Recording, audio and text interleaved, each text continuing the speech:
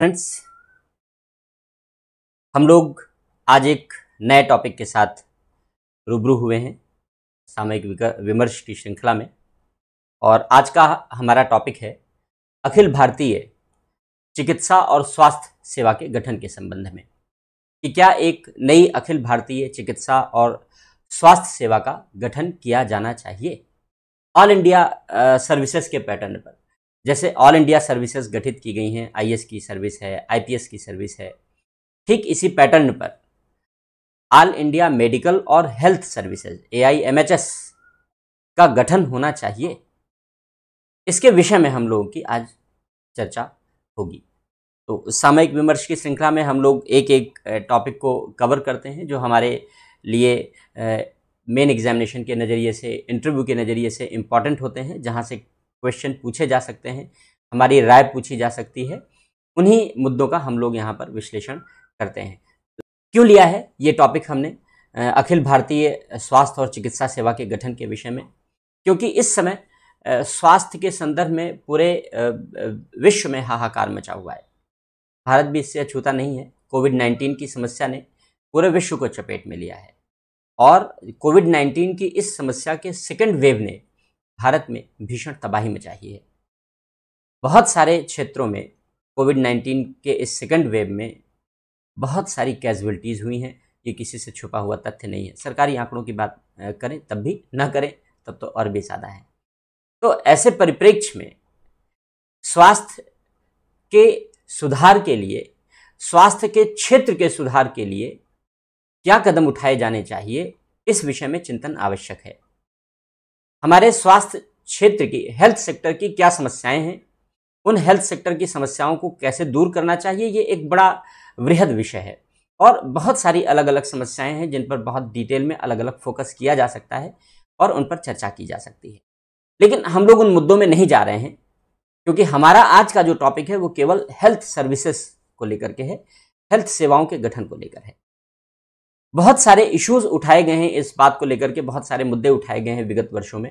Even WHO ने भी, world health organisation ने भी इस मुद्दे को उठाया है कि भारत में स्वास्थ्य सेवाओं के प्रबंधन में संघ की सरकार और राज्य की सरकारों के बीच सहयोग और सामंजस्य का अभाव है।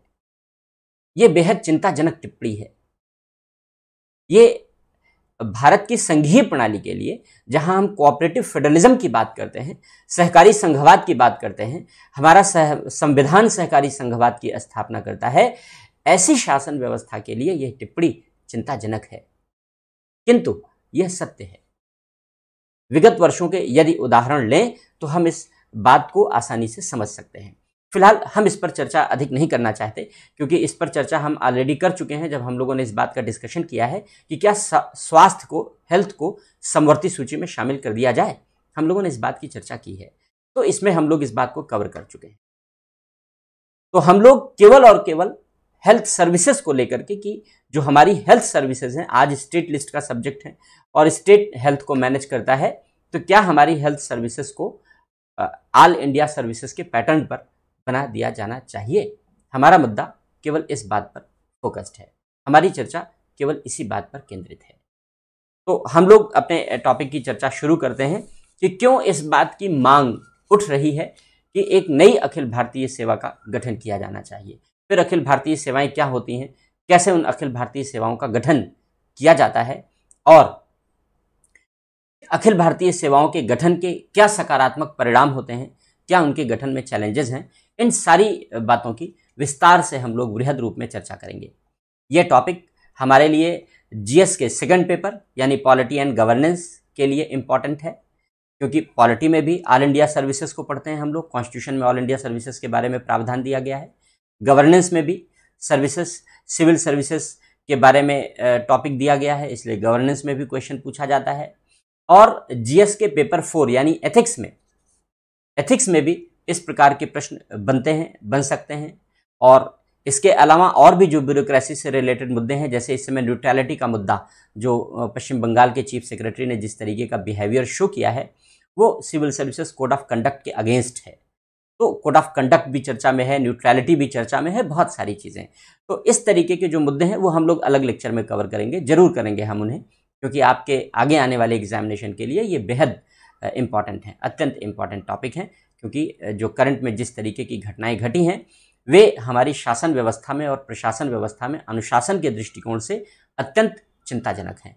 तो उन पर चर्चा अलग की जाएगी। हम लोग सर्विसेज पर चर्चा करेंगे। तो जीएस के पेपर 2, जीएस के पेपर 4 और पब्लिक एडमिनिस्ट्रेशन, जिन बच्चों का ऑप्शनल पब्लिक एडमिनिस्ट्रेशन है, लोक प्रशासन है, पब्लिक एडमिनिस्ट्रेशन के लिए इंपॉर्टेंट है, क्योंकि पब्लिक एडमिनिस्ट्रेशन एकमात्र ऐसा ऑप्शनल है, सभी ऑप्शनल में से एकमात्र ऐसा ऑप्शनल है जिसका सेकंड पेपर जीएस का पूरा सेकंड पेपर है, कोई डिफरेंस ही नहीं है। 2%, 3% को छोड़ करके 2-3% को छोड़ करके 97% सिलेबस बिल्कुल सेम है जैसा जीएस का सेकंड। ऐसा ऑप्शनल कोई दूसरा है ही नहीं, कोई दूसरा ऑप्शनल ऐसा है ही नहीं। तो जितना भी टॉपिक हम लोग एथिक्स के लिए कवर करते हैं या जीएस पेपर सेकंड के लिए कवर करते हैं, आप ये समझ लीजिए कि वो सारे टॉपिक पब्लिक एडमिनिस्ट्रेशन ऑप्शनल के लिए इक्वली इंपॉर्टेंट हैं। तो ये टॉपिक इन 3 चीज़ों के लिए हमारे लिए महत्वपूर्ण रहेगा, पॉलिटी के लिए, गवर्नेंस के लिए, एथिक्स के लिए और पब्लिक एडमिनिस्ट्रेशन ऑप्शनल के लिए। तो हम लोग चर्चा शुरू करते हैं अखिल भारतीय सेवाओं को लेकर के कि कब से इसकी मांग शुरू हुई है। 1961 में, थोड़े से ऐतिहासिक संदर्भ पर हम लोग दृष्टि डाल लेते हैं। 1961 में राज्यसभा में 1961 में राज्यसभा में एक प्रस्ताव पेश किया गया, क्योंकि हम लोग अखिल भारतीय सेवाओं के गठन के विषय में जानते हैं कि अखिल भारतीय सेवाओं का गठन कैसे होता है, हालांकि हम लोग प्रोसेस की चर्चा भी कर लेंगे। तो 1961 में राज्यसभा ने एक प्रस्ताव पेश किया और उस प्रस्ताव के अंतर्गत राज्यसभा ने 3 अखिल भारतीय सेवाओं के गठन का प्रस्ताव किया। आगे चलकर यह प्रस्ताव राज्यसभा ने पारित भी कर दिया। इसमें 3 सेवाओं के गठन का प्रस्ताव किया गया था।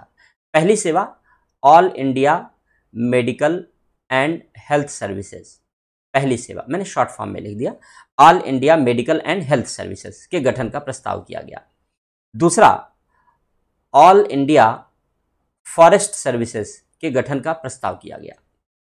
और तीसरा ऑल इंडिया इंजीनियरिंग सर्विसेज के गठन का प्रस्ताव किया गया।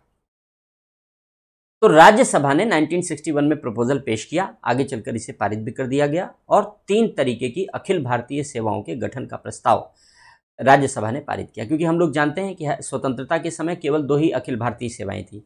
एक आईएएस थी, इंडियन एडमिनिस्ट्रेटिव सर्विस, जो आईएएस से ट्रांसफर हुई थी, पहले इंडियन सिविल सर्विस के नाम से जानते थे। फिर आईपीएस, जिसे इंपीरियल पुलिस कहा करते थे, पहले शाही पुलिस कहते थे, वो ट्रांसफर होकर के इंडियन पुलिस सर्विस बन गई। तो स्वतंत्रता के समय सरदार पटेल ने ऑल इंडिया सर्विसेज को सिस्टमेटिक बनाने में अपनी प्रमुख भूमिका निभाई और उनके योगदान के जरिए ही ऑल इंडिया सर्विसेज का नए स्वरूप में भारत में गठन हुआ। हालांकि शुरुआत तो गॉटलैंड ने पहले ही कर दी थी ब्रिटिश जमाने में, लेकिन उतने डीप में हम नहीं ले जा रहे हैं आपको। तो सरदार पटेल को यही कारण है कि सरदार पटेल को भारत में अखिल भारतीय सेवाओं का, ऑल इंडिया सर्विसेज का जनक कहा जाता है। तो 3 अखिल भारतीय नई सेवाओं के गठन का प्रस्ताव राज्यसभा ने 1961 में प्रस्तुत किया और आगे चलकर पारित कर दिया। इस प्रपोजल के आधार पर 1966 में 1966 में ऑल इंडिया फॉरेस्ट सर्विस का गठन कर दिया गया, अखिल भारतीय वन सेवा का गठन कर दिया गया। आप जानते हैं 3 सेवाएं हैं आज ऑल इंडिया सर्विस के रूप में, भारतीय सिविल सेवा, भारतीय पुलिस सेवा और भारतीय वन सेवा। ये 3 सेवाएं हैं सिविल सेवाओं के रूप में। तो ऑल इंडिया फॉरेस्ट सर्विस का गठन 1966 में किया गया, 1966 में किया गया। बाकी जो 2 अखिल भारतीय सेवाओं के गठन का प्रपोजल राज्यसभा ने दिया था, all India medical and health services और ऑल इंडिया इंजीनियरिंग सर्विसेज, उनको ठंडे बस्ते में डाल दिया गया और उनका गठन नहीं किया गया। तो राजनीतिक इच्छा शक्ति नहीं दिखाई गई और इसके कारण से इसका गठन नहीं हुआ। फिर आगे चल करके इंडियन मेडिकल एसोसिएशन, आप जानते हैं आईएमए आजकल विशेषकर चर्चा में है। रामदेव और आईएमए में इस समय विवाद चल रहा है, विवाद ठना हुआ है। तो आईएमए लगातार मांग करता रहा है, कंसिस्टेंटली डिमांड करता रहा है कि एक अखिल भारतीय मेडिकल सर्विसेज का गठन होना चाहिए। 2017 में सेंटर ने इनिशिएटिव लिया, केंद्र सरकार ने पहल की और केंद्र सरकार ने पहल करते हुए राज्यों को भेजा, प्रपोजल भेजा कि भाई बताओ, हम एक ऑल इंडिया मेडिकल और हेल्थ सर्विस को इस्टेब्लिश करना चाहते हैं, तुम्हारी क्या राय है, तुम लोग अपने अपने व्यूज दो मुझे। तो राज्यों का रोल कितना प्रोग्रेसिव है इस कोऑपरेटिव फेडरलिज्म में, कभी कभी कितना प्रोग्रेसिव होता है, आप इस फैक्ट से समझ पाएंगे। अभी तक केवल 6 राज्यों ने अपनी राय भेजी। 2021 चल रहा है ना, केवल 6 राज्यों ने अपनी राय भेजी और 6 राज्यों में से केवल 2 राज्यों ने, गोवा ने और मिजोरम ने, इसका सपोर्ट किया कि हाँ ये कदम बहुत अच्छा है, all India medical and health services होनी चाहिए। और 2 यूनियन टेरिटरीज ने सपोर्ट कर दिया, अंडमान निकोबार ने और दादरा नगर हवेली वाली यूनियन टेरिटरी ने, 2 यूनियन टेरिटरी ने सपोर्ट किया, बाकी किसी ने सपोर्ट नहीं किया, किसी ने प्रपोजल ही, किसी ने वापस भेजा ही नहीं। हाँ, केरल, सिक्किम, इन सब ने अपनी राय भेजी, 2 स्टेट ने, लेकिन अपोजिशन में राय भेजी कि मैं इसके, क्योंकि केरल में तो सब कुछ पॉलिटिकली मैनिपुलेट हो जाता है, तो वहां स्ट्रांगली रिफ्यूज कर दिया गया, रिजेक्ट कर दिया गया कि नहीं नहीं, हम ऑल इंडिया सर्विसेज के गठन के अगेंस्ट में हैं। तो उन्होंने मना कर दिया कि हम नहीं गठित करना चाहते, सिक्किम ने भी मना कर दिया। लेकिन केवल 6 स्टेट ने अपने विचार भेजे इस बारे में, बाकी स्टेट ने भेजे ही नहीं। फिर नया घटनाक्रम घटा 2021 में, इसी साल की बात है, 2021 की बात है। ये बात है 8 मार्च 2021 की बात है। ये 8 मार्च 2021 की बात है। जो डिपार्टमेंटल कमेटीज बनाई गई हैं पार्लियामेंट की, उसमें एक parliamentary standing committee on health and family welfare बनाई गई है। Parliamentary standing committee on health and family welfare. इस डिपार्टमेंटल कमेटी ने अपनी 126वीं रिपोर्ट प्रस्तुत की। तो जो डिपार्टमेंटल कमेटी है, पार्लियामेंट की, departmental committee on health and family welfare, इसने अपनी रिपोर्ट प्रस्तुत की 8 मार्च 2021 को। यह रिसेंट घटना है, अभी हाल का घटनाक्रम है। 126वीं रिपोर्ट इसने अपनी प्रस्तुत की और इस रिपोर्ट में इसने all India medical services AIMS, all India medical services के गठन का प्रस्ताव दिया। फिर से इसने सिफारिश की कि जैसे IAS और IPS IFS जैसी सेवाएं गठित की गई हैं, IAS IPS और IFS के पैटर्न पर ऑल इंडिया मेडिकल सर्विसेज का गठन किया जाना चाहिए। ये प्रपोजल 8 मार्च 2021 को, ये सिफारिश 8 मार्च 2021 को जो डिपार्टमेंटल कमेटीज बनाई गई हैं, पार्लियामेंट में स्टैंडिंग कमेटीज बनाई गई हैं, हेल्थ ऑन फैमिली वेलफेयर की कमेटी ने इस बात की रिकमेंडेशन की। इसलिए यह विषय चर्चा के केंद्र में बना हुआ है।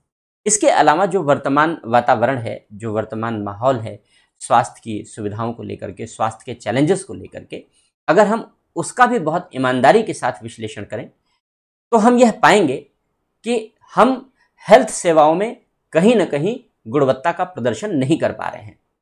और हेल्थ सेवाओं में गुणवत्ता का प्रदर्शन इसलिए नहीं कर पा रहे हैं क्योंकि हेल्थ सेवाओं का जो मैनेजमेंट है वो बेहद पुअर है, बहुत खराब है। इसलिए अगर हम हेल्थ सर्विसेज का मैनेजमेंट बेहतर बना दें तो हमारी हेल्थ सर्विसेज बेहतर हो जाएंगी। मैं नहीं कहता कि बहुत एक्स्ट्राऑर्डिनरी हो जाएंगी, लेकिन आज से उनकी कंडीशन बहुत बेहतर हो जाएगी। क्यों हो जाएगी, हम लोग इन्हीं कारणों की तलाश इस लेक्चर के दौरान करेंगे, इसी बात की चर्चा करेंगे। तो चर्चा करते हैं हम लोग हेल्थ सर्विसेज की। क्या प्रसंग था हमारे विषय का, क्यों हमने इस टॉपिक को चुना है, हमने आपको ये प्रसंग बता दिया। इसके क्वेश्चन भी आपका देखते चलें, अगर आपने कोई क्वेश्चन भेजा हो तो। सारे बच्चों ने गुड मॉर्निंग लिख रखा है, ठीक है।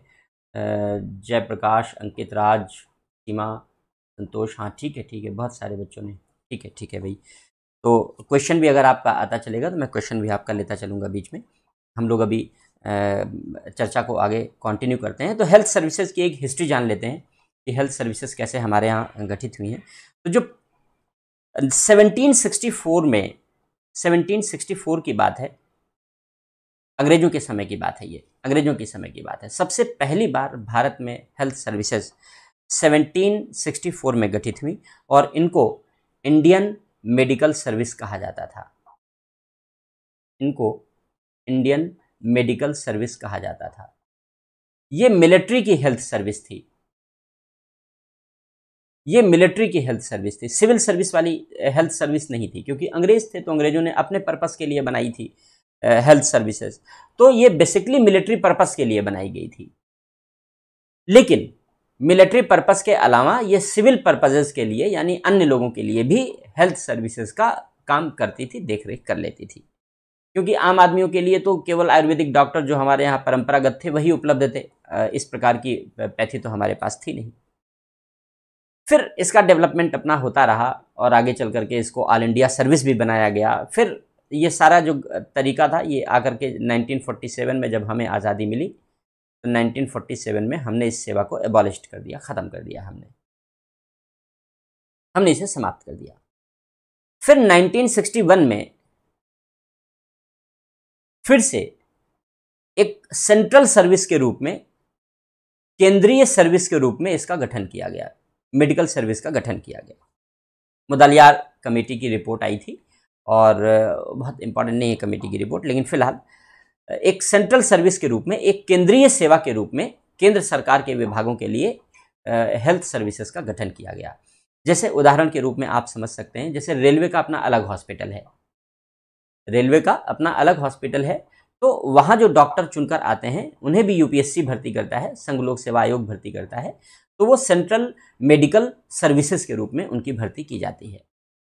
इसी तरीके से अन्य डिपार्टमेंट में भी पहले भर्ती होती थी डॉक्टर्स की, रेलवे के अलावा भी अन्य केंद्रीय विभागों के लिए, लेकिन अब वहाँ सब धीरे धीरे ख़त्म कर दिया गया है और उनको CGHS पैनल में इंक्लूड कर लिया गया है कि अब सेंट्रल गवर्नमेंट के अलग अलग विभागों ने किया क्या है कि किसी भी प्राइवेट हॉस्पिटल को वो अपने साथ इम्पैनल कर लेते हैं, जोड़ लेते हैं और अपने एम्प्लॉय को कहते हैं वहाँ जाकर इलाज कराओ, सारा खर्चा हम दे देंगे, यानी केंद्र सरकार दे देगी।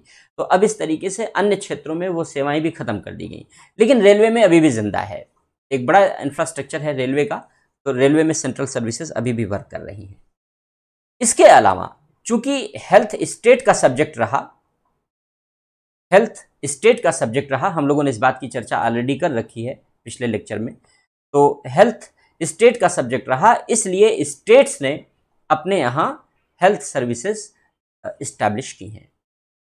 वो स्टेट मेडिकल सर्विसेज होती हैं, वो राज्य की अपनी स्वास्थ्य सेवाएं होती हैं। उन्हीं स्वास्थ्य सेवाओं के माध्यम से राज्य अपना प्रबंधन करते हैं स्वास्थ्य सेवाओं का। लेकिन राज्य के द्वारा जिन सेवाओं का गठन किया गया है उन सेवाओं के प्रबंधन में बहुत सारी कमजोरियां, बहुत सारी बुराइयां हैं, छोटी मोटी नहीं, हम लोग आगे अभी कवर करेंगे उन सारी बातों को। बहुत सारी बुराइयां, बहुत सारी कमजोरियां हैं। पहली बात तो यह है कि राज्य में जो मेडिकल सर्विसेज हैं उन राज्य की मेडिकल सर्विसेज को IS के अधीन रखा गया है, यानी एक स्पेशलिस्ट को एक जनरलिस्ट के अधीन दबा के रखा गया है। एकदम दबा कुचला प्राणी होता है जो जिले का सीमो होता है और जो हेल्थ विभाग के डायरेक्टर होते हैं वो बड़े दबे कुचले प्राणी होते हैं। क्यों मैं इस शब्द का प्रयोग कर रहा हूँ मैं भी आपको समझाऊंगा एग्जाम्पल देकर के, तो आप इस बात को भली भांति समझ पाएंगे कि कितना सबॉर्डिनेशन है IS अधिकारियों का, और उस सबॉर्डिनेशन के कारण वो अपनी स्वतंत्र निर्णय शक्ति खो बैठते हैं, बेहतर प्लानिंग नहीं कर सकते। प्लानिंग में जो एक्सपर्ट एडवाइस आनी चाहिए वो एक्सपर्ट एडवाइस कहाँ ठंडे बस्ते में और कचड़े में डाल दी जाती है, आपको इस बात का अंदाज़ा भी नहीं लग सकता। जितने भी पॉलिसी मेकिंग के पद हैं, जैसे सेक्रेटरी हैं या सेक्रेटरी के विभिन्न लेवल हैं, उस पर कभी डॉक्टर्स की तैनाती नहीं की जाती, कभी डॉक्टर उस पर नियुक्त नहीं हो सकता। हेल्थ सर्विसेज का जो सेक्रेटरी है वो IS ही बनेगा, डॉक्टर नहीं बन सकता। हेल्थ डिपार्टमेंट बनाए गए हैं, हेल्थ डिपार्टमेंट का मुखिया हमेशा डॉक्टर होना चाहिए, ये एक नियम है, लेकिन IS भी उन पर कब्जा कर लेते हैं और हेल्थ डिपार्टमेंट के जो डायरेक्टर हैं वो भी IS बन बैठते हैं। तो अब एक IS पेशे से आईएएस, एक नया रंगरूट 35-40 साल का लड़का, वो 58-59 साल के डॉक्टर को, सीनियर डॉक्टर को रेगुलेट करता है, वो आदेश जारी करता है। और अहंकार इतना होता है कि वो आदेश बहुत शराफत वाला नहीं होता, गालियों से भरा होता है। मैं आपको एग्जाम्पल देकर के बताऊंगा अभी आगे। बेहद चिंताजनक स्थिति है राज्यों में मेडिकल सर्विसेज की, लेकिन चूंकि सबको सरकारी नौकरी मिली हुई है, सबकी आजीविका का साधन है, इसलिए झगड़ा मोल नहीं ले सकते। आए दिन विवाद होते रहते हैं हेल्थ सर्विस के कैडर में और आईएएस के कैडर में, लेकिन उस विवाद में हमेशा आईएएस कैडर की विजय होती है, क्योंकि राजनेता हमेशा आईएएस कैडर पर डिपेंडेंट होता है और आईएएस कैडर राजनेताओं का बेहद क्लोज होता है और अपनी तटस्थता को त्याग करके, अपनी तटस्थता का परित्याग करके वह राजनेताओं के चाटुकार की तरीके से अपनी भूमिका का निर्वाह करता है। इससे अच्छा शब्द नहीं है मेरे पास। जिस तरीके से सेक्रेटरी और जिस तरीके से चीफ सेक्रेटरी राज्यों में काम करते हैं, जिस तरीके से तटस्थता का वायलेशन किया जाता है, जिस तरीके से न्यूट्रलिटी का घोर वायलेशन होता है, जिस तरीके से तटस्थता का घोर उल्लंघन होता है, और इस प्रवृत्ति ने राज्य की जो विशेषज्ञ सेवाएं हैं, मैं केवल स्वास्थ्य सेवाओं की बात नहीं कर रहा, जितनी विशेषज्ञ सेवाएं हैं उन विशेषज्ञ सेवाओं के मनोबल को पूरी तरीके से ध्वस्त कर दिया है, नष्ट कर दिया है। लेकिन चूंकि मुद्दा स्वास्थ्य से जुड़ा हुआ है और स्वास्थ्य सेवाओं का प्रबंध करना हमारे लिए बेहद चुनौतीपूर्ण रहा है, इसलिए हम लोग यहाँ पर स्वास्थ्य सेवाओं को यहाँ पर कवर कर रहे हैं। अगर आपके घर में कोई भी सरकारी डॉक्टर होगा, सरकारी पेशे में होगा और राज्य की स्वास्थ्य सेवाओं से जुड़ा होगा, तो आप अगर इस बारे में जो मैंने बात कही है, अगर आप इस बारे में उससे राय लेंगे तो आपको बेहद चिंताजनक घटनाएं और बेहद चिंताजनक उदाहरण बताएगा और आपको नजर आएगा कि मैंने बातें अवश्य कड़वी कही हैं, लेकिन ये कड़वी बातें सच्चाई के 100% निकट हैं।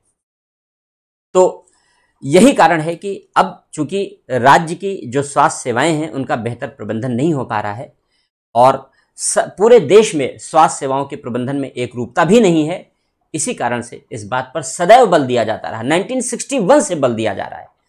आप कल्पना कीजिए कि 1961 से इस बात पर बल दिया जा रहा है कि एक ऑल इंडिया मेडिकल और हेल्थ सर्विस बनाई जाए, यानी 6 दशक गुजर गए हैं, 6 दशक बीत चुके हैं, लेकिन 6 दशकों के बीत जाने के बाद भी इस देश के राजनेताओं पर और इस देश की संसद पर चिंता की लकीरें नहीं खींची हैं कि इस देश की अगर स्वास्थ्य सेवाओं को बेहतर बनाना चाहते हैं तो हम इस प्रकार की सेवाओं का गठन करें। क्यों? क्योंकि राजनीति और संसद दोनों के चिंतन को पछुआई मार चुकी है, दोनों के चिंतन में गिरावट देखी जा सकती है। जब तक प्रोग्रेसिव थॉट नहीं होगा, जब तक प्रोग्रेसिव चिंतन नहीं होगा, तब तक इस प्रकार की घटनाओं, इस प्रकार के घटनाक्रम, इस प्रकार के सुधार प्रभावी तरीके से असरदार नहीं होंगे। तो कैसे, क्या अंतर आ जाएगा अगर हम इस बात का समर्थन कर रहे हैं कि भाई ऑल इंडिया सर्विसेज का गठन होना चाहिए, तो क्या डिफरेंस क्रिएट होगा आज की सर्विसेज से, और अगर भविष्य में ऑल इंडिया मेडिकल सर्विसेज गठित होती हैं तो क्या बेनिफिट होंगे, क्या फ़ायदे होंगे। इन्हीं सारी पहलुओं को लेकर के हम लोग इस चर्चा को अब आगे जारी रखेंगे। तो सबसे पहले ऑल इंडिया सर्विसेज पर एक फैक्चुअल नज़र डाल लेते हैं, एक तथ्यात्मक नज़र डाल लेते हैं। आपके लिए प्री के लिए भी ये तथ्य इम्पॉर्टेंट हो सकता है, पॉलिटी के लिए पूछा जाता है। तो हमारी जितनी भी सेवाएं हैं उन सारी सेवाओं को हम 3 भागों में बांटते हैं। कभी सेवाओं पर एक अलग हम लोग लेक्चर ले लेंगे, कवर कर लेंगे सारी सेवाओं को, भारत में जितनी भी सेवाएं हैं, क्योंकि आपको सेवाओं के विषय में ज़्यादा पता नहीं होता, तो हम लोग सेवाओं के विषय में चर्चा कर ले रहे हैं। तो 3 प्रकार की सेवाएं होती हैं, 3 प्रकार की सेवाएं होती हैं। पहली ऑल इंडिया सर्विसेज होती हैं, इन्हें हम शॉर्ट फॉर्म में लिख रहे हैं AIS, ऑल इंडिया सर्विसेज। दूसरी केंद्रीय सेवाएं होती हैं, सेंट्रल सर्विसेज, और तीसरी राज्य सेवाएं होती हैं, स्टेट सर्विसेज। ज़्यादा डिटेल के लिए हम लोगों ने, जिन बच्चों ने पॉलिटी गवर्नेंस की क्लास की होगी तो पॉलिटी में हमने बहुत डिटेल में पढ़ाया है, या फिर मेरी जो पॉलिटी की बुक है टाटा मैकग्रा-हिल से पब्लिश होती है, उसमें आपको डिटेल मिल जाएगा। तो शिवांशु का मैसेज आ गया है, सर हमारी आपसे हाथ जोड़कर विनती है कि आप ज़्यादा से ज़्यादा क्लास प्रोवाइड किया करें। अच्छा शिवांशु, आपकी बात को हम गौर करेंगे। हाँ, वीकली क्लास तो डिज़ाइंड ही है, थोड़ा सा इधर हेल्थ इश्यूज़ की वजह से मैं नहीं ले सका, कंटिन्यू नहीं कर सका, लेकिन मैं कोशिश करूँगा कि इसे डिसकंटिन्यू ना करूँ, तो मैं इसे अवश्य कंटिन्यू करूँगा। हाँ ठीक है सीमा, बिल्कुल सीमा का भी मैसेज है, ठीक है, हम इस बात का ध्यान रखेंगे बच्चे। तो 3 प्रकार की सेवाएं होती हैं, एक ऑल इंडिया सर्विसेज है, एक अखिल भारतीय सेवा है, दूसरी केंद्रीय सेवा है और तीसरी राज्य सेवा है। तो 3 प्रकार की सेवाएं बनाई गई हैं। ऑल इंडिया सर्विसेज वे सेवाएं कहलाती हैं जो संघ और राज्य दोनों के संयुक्त नियंत्रण में कार्य करती हैं। संघ सरकार और राज्य सरकार दोनों के संयुक्त नियंत्रण में काम करती हैं। जैसे 3 प्रकार की जो सेवाएं हैं वो ऑल इंडिया सर्विसेज के रूप में जानी जाती हैं। आपने अभी देखा होगा विवाद के रूप में जो अल्पन बंदोपाध्याय का विवाद है, IAS इंडियन एडमिनिस्ट्रेटिव सर्विस, वो IAS के मेंबर हैं, IPS इंडियन पुलिस सर्विस और IFS इंडियन फॉरेस्ट सर्विस। ये 3 प्रकार की सेवाएं हैं जिन्हें हम ऑल इंडिया सर्विसेज के रूप में जानते हैं। और इन सेवाओं का जो काडर प्रबंधन है, ये इन सेवाओं का काडर प्रबंधन संघ सरकार के डिफरेंट मिनिस्ट्रीज करती हैं। जैसे ऑल इंडियन एडमिनिस्ट्रेटिव सर्विस, भारतीय प्रशासनिक सेवा का काडर प्रबंधन भारत सरकार का कार्मिक मंत्रालय करता है, और कार्मिक मंत्रालय हमेशा प्रधानमंत्री के नियंत्रण में होता है, यानी जितने भी IAS अधिकारी हैं उनका बॉस प्रधानमंत्री होता है। इसीलिए जब अल्पन बंदोपाध्याय प्रधानमंत्री की मीटिंग में नहीं पहुंचे तो ये अनुशासनहीनता है, ये अनुशासनहीनता है, ये कोड ऑफ कंडक्ट का वायलेशन है, ये अनुशासन का वायलेशन है, क्योंकि प्रधानमंत्री बॉस है आपका, क्योंकि IAS का काडर कंट्रोलर कार्मिक मंत्रालय है और प्रधानमंत्री कार्मिक मंत्रालय का मुखिया होता है। तो ये इनडिसिप्लिन की बात है। दूसरी बात, जो IPS होती हैं, इंडियन पुलिस सर्विसेज होती हैं, भारत सरकार का गृह मंत्रालय उसका काडर कंट्रोलर अथॉरिटी होता है। और जो तीसरी अखिल भारतीय सेवा है IFS इंडियन फॉरेस्ट सर्विस, उसका जो काडर कंट्रोलर होता है वो पर्यावरण और वन मंत्रालय होता है। तो भारत सरकार के ये 3 डिफरेंट मिनिस्ट्रीज, ये इन तीनों अखिल भारतीय सेवाओं का काडर कंट्रोल करते हैं। इसके अलावा ये इनको राज्य का एक काडर आवंटित कर दिया जाता है और वो जीवन पर्यंत फिर उसी राज्य में अपनी सेवा देते हैं और उसी राज्य से फिर वो रिटायर हो जाते हैं, या फिर सेंट्रल में डेपुटेशन पर आते रहते हैं, या अपने होम स्टेट में डेपुटेशन पर जाते रहते हैं, प्रतिनियुक्तियों पर जाते रहते हैं। वो अपना एक अलग एडमिनिस्ट्रेटिव फंक्शनिंग है, क्या होता है डेपुटेशन, कैसे कैडर बढ़ता है, इन सब पर अलग हम लोग कभी किसी वीडियो में चर्चा कर लेंगे। तो ये अखिल भारतीय सेवा है। दूसरा होता है केंद्रीय सेवा, सेंट्रल सर्विस। सेंट्रल सर्विसेज वे सर्विसेज हैं जो केवल और केवल संघ सरकार के नियंत्रण में काम करती हैं। तो जो संघ सूची के विषय हैं, उन संघ सूची के विषयों पर प्रशासन करने के लिए बनाई गई हैं। जैसे इंडियन रेवेन्यू सर्विस है, Indian custom and excise services है, इंडियन रेलवे सर्विसेज है, इंडियन फॉरेन सर्विस है, फॉरेन विदेशी सेवा है। तो इस प्रकार की जितनी भी सेवाएं हैं, ये सभी सेवाएं केंद्रीय सेवाएं, सेंट्रल सर्विस कहलाती हैं। ये केंद्र सरकार के सीधे नियंत्रण में काम करती हैं। और जो अखिल भारतीय सेवाएं होती हैं वो केंद्र की सरकार और राज्यों की सरकार दोनों के दोहरे नियंत्रण में काम करती है। अखिल भारतीय सेवाओं में जो भर्ती, सेवा शर्तें, प्रशिक्षण, ऐसे सभी महत्वपूर्ण विषय हैं वो केंद्र सरकार गवर्न करती है। और जहां सेवा लेने का काम होता है कि ट्रांसफ़र किया जाएगा, नियुक्तियां की जाएंगी, पदस्थापन किया जाएगा, प्लेसमेंट किया जाएगा, ये सारा काम राज्य सरकारें निभाती हैं। फिर तीसरी सर्विस है स्टेट सर्विस, जो राज्य सूची के विषयों का प्रबंधन है। राज्य सूची के विषयों का प्रबंधन करने के लिए राज्य की सेवाएं बनाई जाती हैं, ये राज्य सरकार के नियंत्रण में होती हैं। जैसे आप जानते हैं PCS की सर्विस, तो प्रोविंशियल सिविल सर्विसेज, जिसमें SDM, डिप्टी SP जैसे पद हैं। अभी हम लोगों ने कहा कि जो राज्य की स्वास्थ्य सेवाएं हैं, वे स्वास्थ्य सेवाएं भी राज्य सूची से संबंधित हैं, इसलिए राज्य के नियंत्रण में आती हैं। तो इन सारी सेवाओं का जो वर्गीकरण है, सारे प्रकार की सेवाओं का जो वर्गीकरण है, 3 रूपों में प्रस्तुत किया जाता है: अखिल भारतीय सेवा, केंद्रीय सेवा और राज्य सेवा। और बाकी हम बहुत डिटेल नहीं कर रहे हैं इन सेवाओं का डिटेल फिर आगे सेवाओं वाले क्लास में कभी कर लेंगे। हम लोग अपने टॉपिक पर शिफ्ट होंगे धीरे धीरे।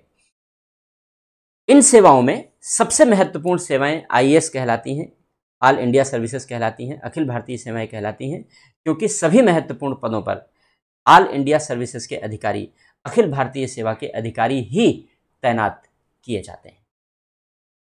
कैसे गठन होता है ऑल इंडिया सर्विसेज का, ऑल इंडिया सर्विसेज का गठन आर्टिकल 312 में दिया गया है, भारतीय संविधान के अनुच्छेद 312 में दिया गया है कि कैसे किसी भी नई ऑल इंडिया सर्विसेज का गठन किया जा सकता है, कैसे नई अखिल भारतीय सेवा का गठन किया जा सकता है। इसके बारे में आर्टिकल 312 बताता है कॉन्स्टिट्यूशन का। यह कहता है कि किसी भी नई अखिल भारतीय सेवा के गठन का अधिकार संसद को है।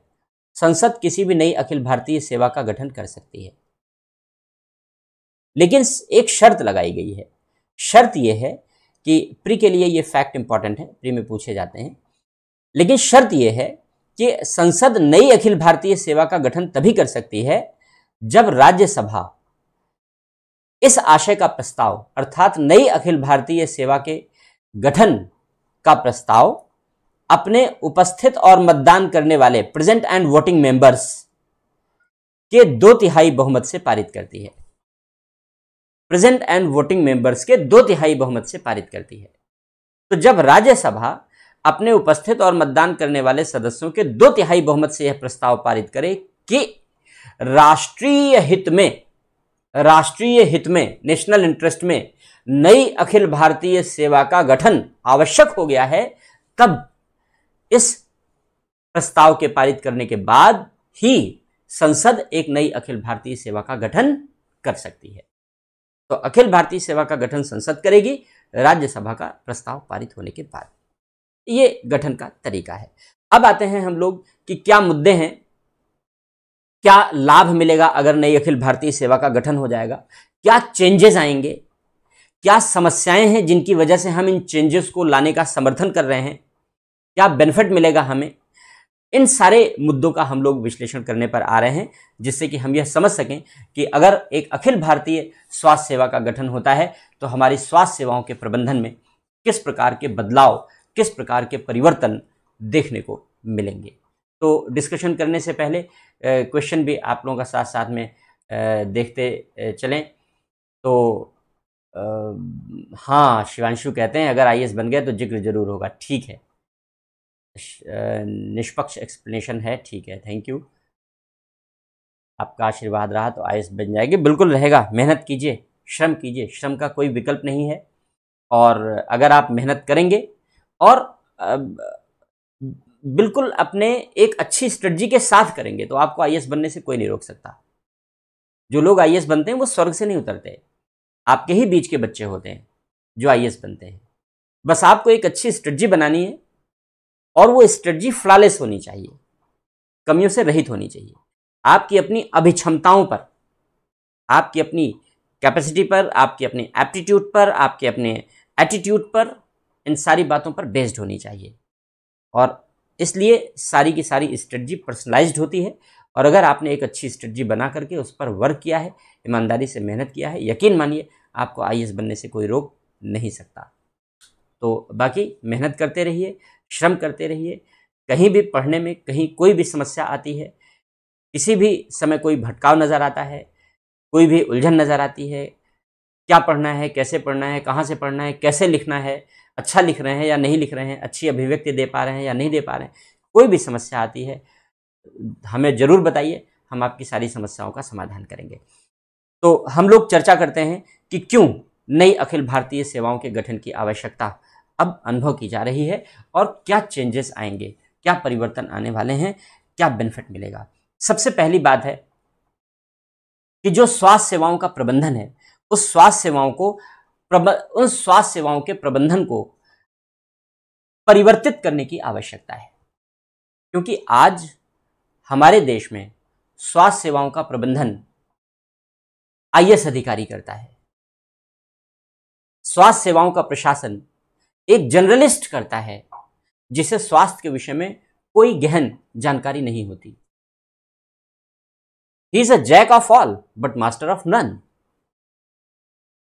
लेकिन स्वास्थ्य जैसे क्षेत्र मास्टर की अपेक्षा करते हैं, विशेषज्ञ की अपेक्षा करते हैं, क्योंकि स्वास्थ्य तकनीकी विषय है, इसलिए टेक्निकल और स्पेशलिस्ट नॉलेज की आवश्यकता होती है जब हमें स्वास्थ्य सेवाओं का प्रबंधन करना होता है।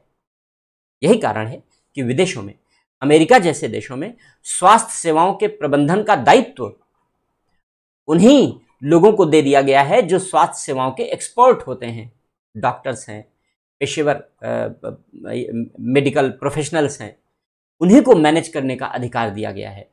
एक जनरलिस्ट वहां पर स्वास्थ्य सेवाओं का प्रबंधन नहीं करता। इस दृष्टिकोण से भारत में भी स्वास्थ्य सेवाओं के प्रबंधन की जिम्मेदारी एक टेक्निकल और स्पेशलिस्ट नॉलेज रखने वाले व्यक्ति को दी जानी चाहिए, और यह तभी संभव होगा जब स्वास्थ्य सेवाओं के लिए एक अलग काडर बनाया जाए और ऑल इंडिया मेडिकल सर्विसेज बनाई जाए।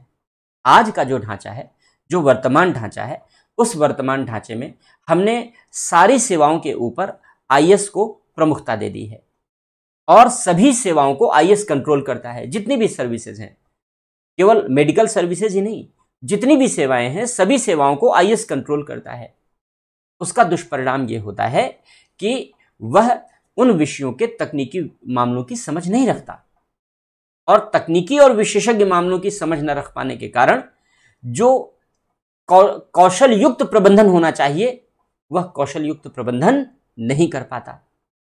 जैसे उदाहरण के रूप में मैं पहला पॉइंट लिख दूं कि स्वास्थ्य सेवाओं का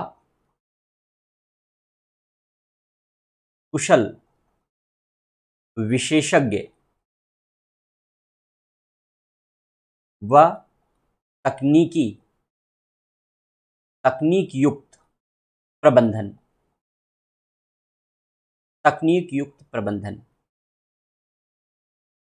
उदाहरण के रूप में इसको एक उदाहरण से समझते हैं, तब ये बात समझ में आएगी। जैसे डिस्ट्रिक्ट में एक चीफ मेडिकल ऑफिसर होता है, सीएमओ होता है, जो स्वास्थ्य विभाग का मुखिया होता है।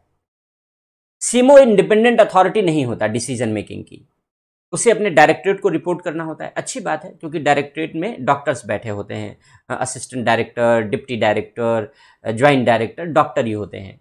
लेकिन डायरेक्टर जरूरी नहीं डॉक्टर हो, क्योंकि आईएएस उन पर भी कुंडली मार के बैठ जाता है। अगर राज्य के मुख्यमंत्री से आईएएस की साठगांठ अच्छी है, आईएएस लॉबी की साठगांठ अच्छी है और रहती ही है, तो मुख्यमंत्री को सलाह देता है कि डॉक्टर को हटाओ, मुझे बैठाओ, कहाँ डॉक्टर को लेकर ढो रहे हो। तो मुख्यमंत्री भी आईएएस का यस बॉस होता है, हाँ ठीक है, जो तुम कह दो वही कर दूंगा। तो मुख्यमंत्री भी कहता है चलो आईएएस को हटाओ, क्योंकि राजनेताओं के पास अपनी समझ तो है नहीं शासन और प्रशासन की, वो आईएएस के ऊपर डिपेंडेंट होते हैं। बहुत अतिशयोक्ति वाला शब्द है, जिसे मैं कहूं गुलाम होते हैं, तो ये अतिशयोक्ति भी नहीं है। बहुत राज्यों में तो गुलाम भी होते हैं आईएएस के। तो हालांकि गुलाम शब्द बहुत अच्छा नहीं है, मैं निर्भर कहूं तो ज्यादा अच्छा शब्द है कि राजनेता निर्भर होते हैं। ये फैक्ट है, ये रिटन फैक्ट है, ये प्रैक्टिस में नहीं है सिर्फ, ये रिटन फैक्ट है कि जो मुख्यमंत्री हैं, मंत्री हैं, वो अपने आईएएस पर डिपेंडेंट होते हैं, क्योंकि उनकी अपनी सोच नहीं होती, उनका अपना थॉट प्रोसेस नहीं होता, शासन और प्रशासन को लेकर के उनकी गहन समझ नहीं होती, कोई फ्यूचर प्रोस्पेक्ट नहीं होता उनका, कोई भविष्य को लेकर बहुत अधिक दूरदर्शिता नहीं होती कि किस दिशा में और कैसे जाना है, तो वे आईएएस पर उनकी डिपेंडेंसी होना स्वाभाविक है। जबकि प्रशासन जगत की चिंतक हैं मेरी पार्कर फॉलेट, अमेरिकन चिंतक हैं। मेरी पार्कर फॉलेट का कहना है कि किसी भी नेता में जो सबसे प्रमुख गुण है वो है दूरदर्शिता, और कुछ हो या ना हो, लेकिन दूरदर्शिता, भविष्य में झांक कर देखने की क्षमता। दूरदर्शिता का मतलब भविष्य में झांक कर देखने की क्षमता, कि भविष्य में क्या संभावनाएं हैं, क्या चुनौतियां हैं, उसके आधार पर आज निर्णय लिया जाए, तो इसे कहते हैं दूरदर्शिता। हमारे यहां ऐसा निर्णय लिया ही नहीं जाता।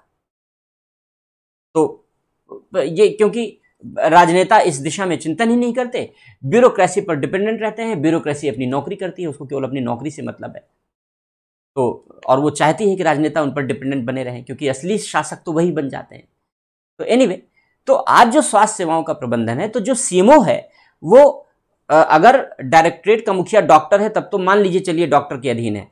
अदरवाइज ज्यादातर राज्यों में आप देखेंगे प्रैक्टिसेस कि डायरेक्टरेट का मुखिया भी, निदेशालय का मुखिया भी आईएएस को बना देते हैं, वहां नियंत्रण में आ गया। दूसरा, जब वो जिले में कोई निर्णय लेना चाहता है, जिले में कोई काम करना चाहता है, तो वो जिलाधिकारी के कंट्रोल में काम करता है। सीएमओ को जिलाधिकारी को रिपोर्ट करना पड़ता है।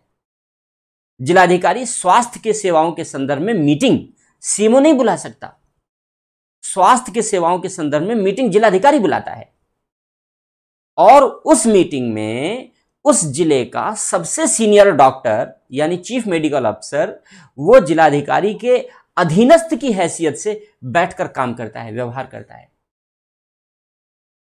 तो कितना सबऑर्डिनेशन है आप समझ लें। तो एक सीएमओ, एक चीफ मेडिकल अफसर या एक डॉक्टर किसी भी जिले में स्वास्थ्य के मामले का कैसा प्रबंधन होना चाहिए, उसकी स्वतंत्र निर्णय लेने की क्षमता है ही नहीं, वह स्वतंत्र निर्णय शक्ति रखता ही नहीं है। यह सारी जिम्मेदारी आईएएस रखता है। कैसे होगा प्रबंधन? क्लिनिक कितनी क्लिनिक हैं, उन क्लिनिक को कैसे आपस में कोऑर्डिनेट किया जाए, उन क्लिनिक का कैसे सुपरविजन किया जाए, ये डॉक्टर नहीं कर सकता, ये सीएमओ नहीं कर सकता, ये आईएएस निर्णय लेगा आज के परिवेश में। लेकिन अगर हम ऑल इंडिया मेडिकल सर्विसेज बना दें तो ये निर्णय डॉक्टर लेने लगेगा। अगर टेस्टिंग पॉलिसी, जैसे तमाम तरीके की टेस्टिंग होती है ना, अभी कोविड में तरह तरह की टेस्टिंग होने लगी थी, तो अगर किसी भी तरीके की टेस्टिंग पॉलिसी, मान लीजिए किसी भी जिले की कोई लोकल प्रॉब्लम है और टेस्ट को लेकर के कहीं मलेरिया ज़्यादा है, कहीं कुछ ज़्यादा है, तो अगर टेस्ट को लेकर के कोई डिसीजन लेना चाहता है सीएमओ, ले ही नहीं सकता। वो या तो जिले का जिलाधिकारी लेगा और या फिर राज्य का मुख्य सचिव या राज्य के स्वास्थ्य विभाग का सचिव जो आईएएस है वो लेगा, और या फिर मुख्य सचिव को बताया जाएगा, वो मुख्यमंत्री को बताएगा, तो वो सब लेंगे। तो या तो स्वास्थ्य विभाग का सचिव लेगा या जिले का जिलाधिकारी लेगा। जिसको वास्तव में निर्णय लेना चाहिए यानी चीफ मेडिकल अफसर, वो निर्णय ही नहीं ले सकता।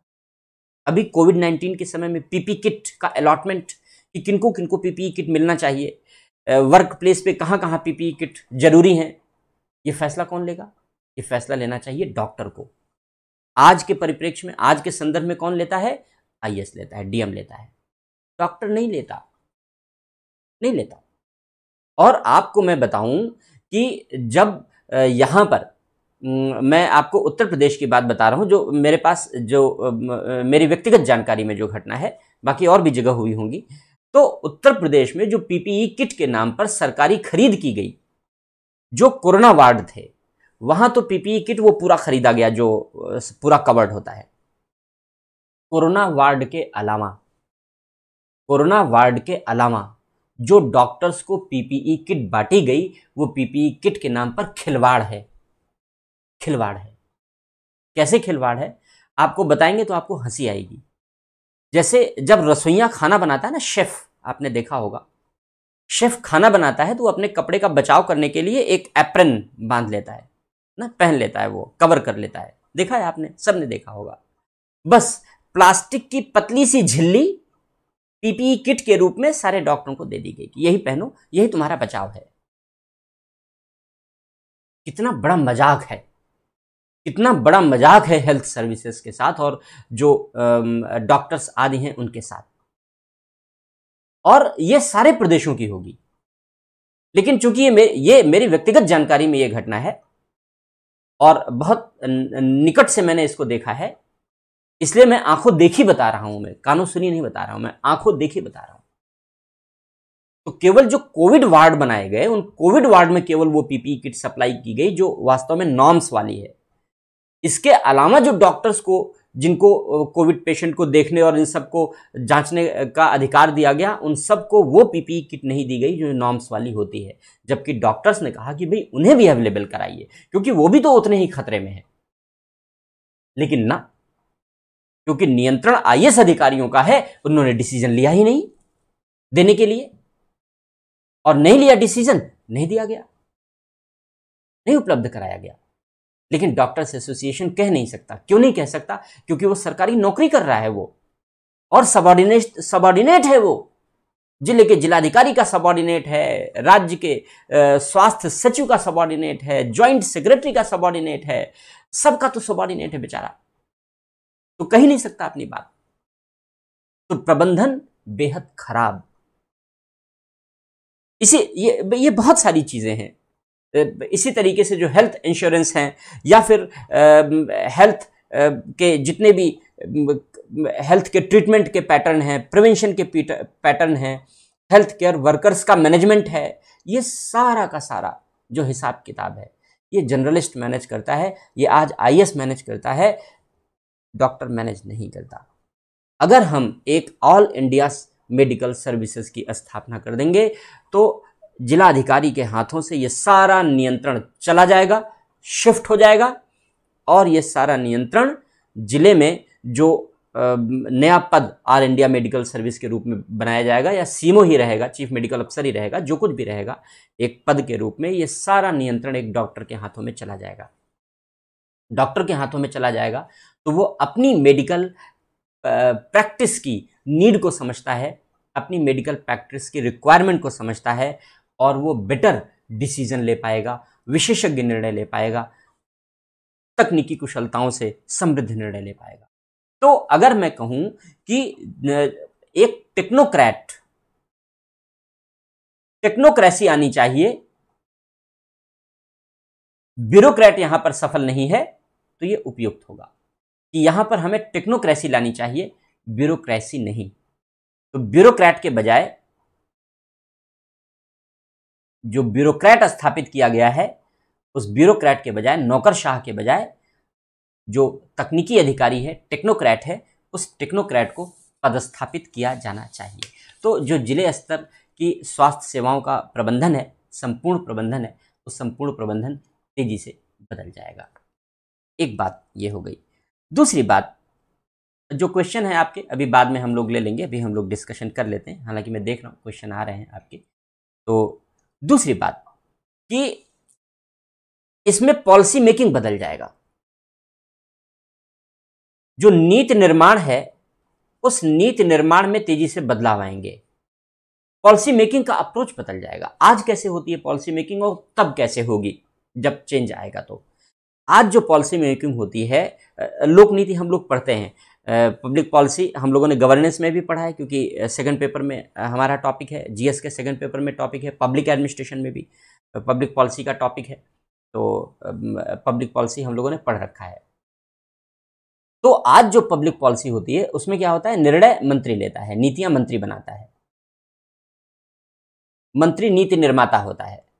मंत्री को परामर्श कौन देता है, सचिव देता है। सचिव के परामर्श पर मंत्री नीतियां बनाता है, निर्णय लेता है। सचिव कौन होता है, आईएएस होता है। आईएएस के अलावा किसी को सचिव बनने नहीं देना चाहते। अगर आईएएस के अलावा कोई सचिव बन जाए किसी भी राज्य में तो पंगा खड़ा हो जाता है, झगड़ा शुरू हो जाता है। जैसे अभी हरियाणा राज्य ने कुछ विभागों में आईएएस के अलावा सचिव के कुछ पद विशेषज्ञ सेवाओं को दे दिए। तो एक आईएएस अधिकारी हैं, आप उनका नाम जरूर जानते होंगे, बड़े पॉपुलर हैं ईमानदारी के नाम पर, अशोक खेमका।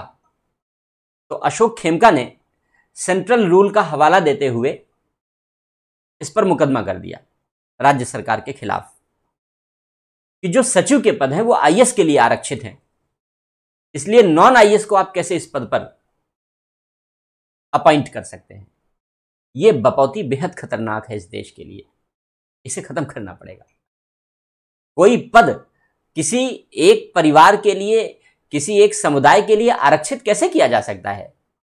कोई आनुवंशिक परंपरा थोड़े ही है शासन की, लोकतंत्र है, डेमोक्रेसी है।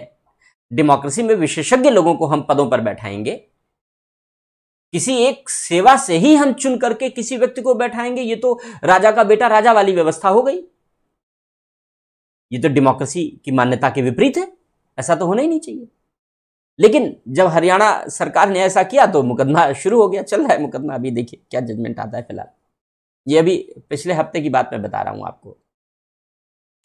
तो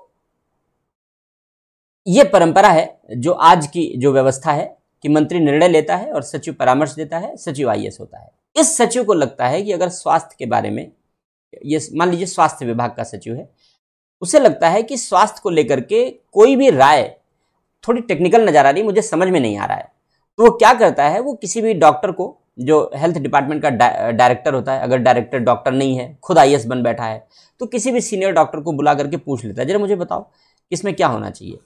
डॉक्टर सचिव को सलाह दे देता है। अब सचिव उस सलाह को माने या ना माने ये उसकी मर्जी है। सलाह अंततः मंत्री को निर्णय के लिए सचिव देता है।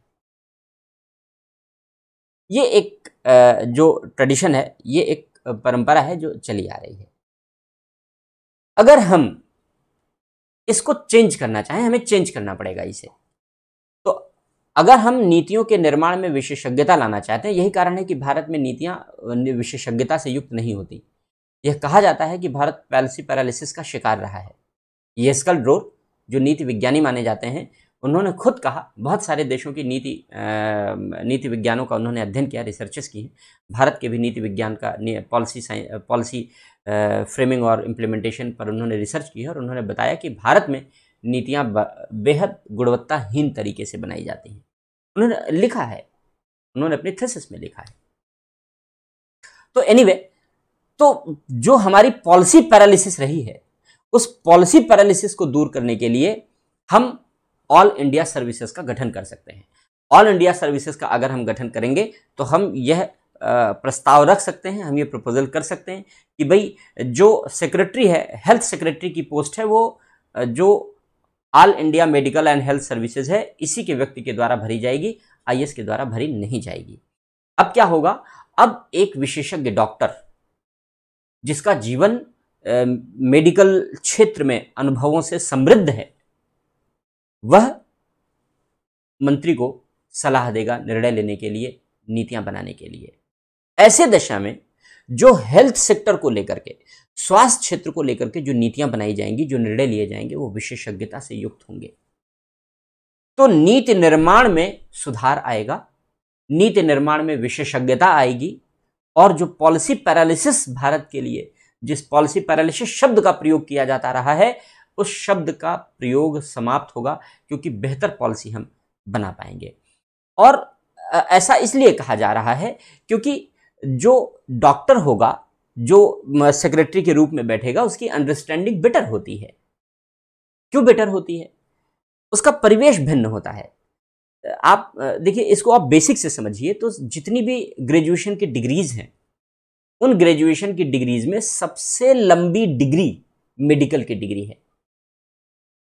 ग्रेजुएशन की डिग्री में बहुत बेसिक से मैं शुरू कर रहा हूं कि जो सबसे लंबी डिग्री है वो ग्रेजुएशन की डिग्री है। क्यों?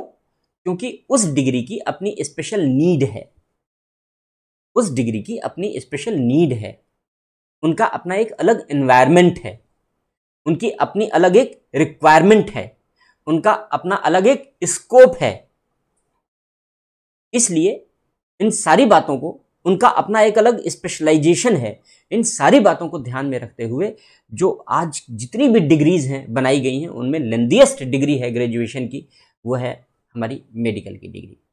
तो जब एक बच्चा मेडिकल के क्षेत्र में एंट्री लेता है, डॉक्टर बनता है, मेडिकल कॉलेज में जाता है, तो वो मेडिकल कॉलेज में पढ़ाई के दौरान, फिर पढ़ाई के दौरान जब वो हॉस्पिटल में जाता रहता है पेशेंट को देखने के लिए, और जब वो इंटर्नशिप करता है, इंटर्नशिप के दौरान पूरा समय डिवोट करता है वो हॉस्पिटल में, मेडिकल कॉलेज में, और उस दौरान वो जितना उसने पढ़ा है उसकी प्रैक्टिकल अनुभवों से रूबरू होता है, चौतरफा वो चीज़ों को समझता है।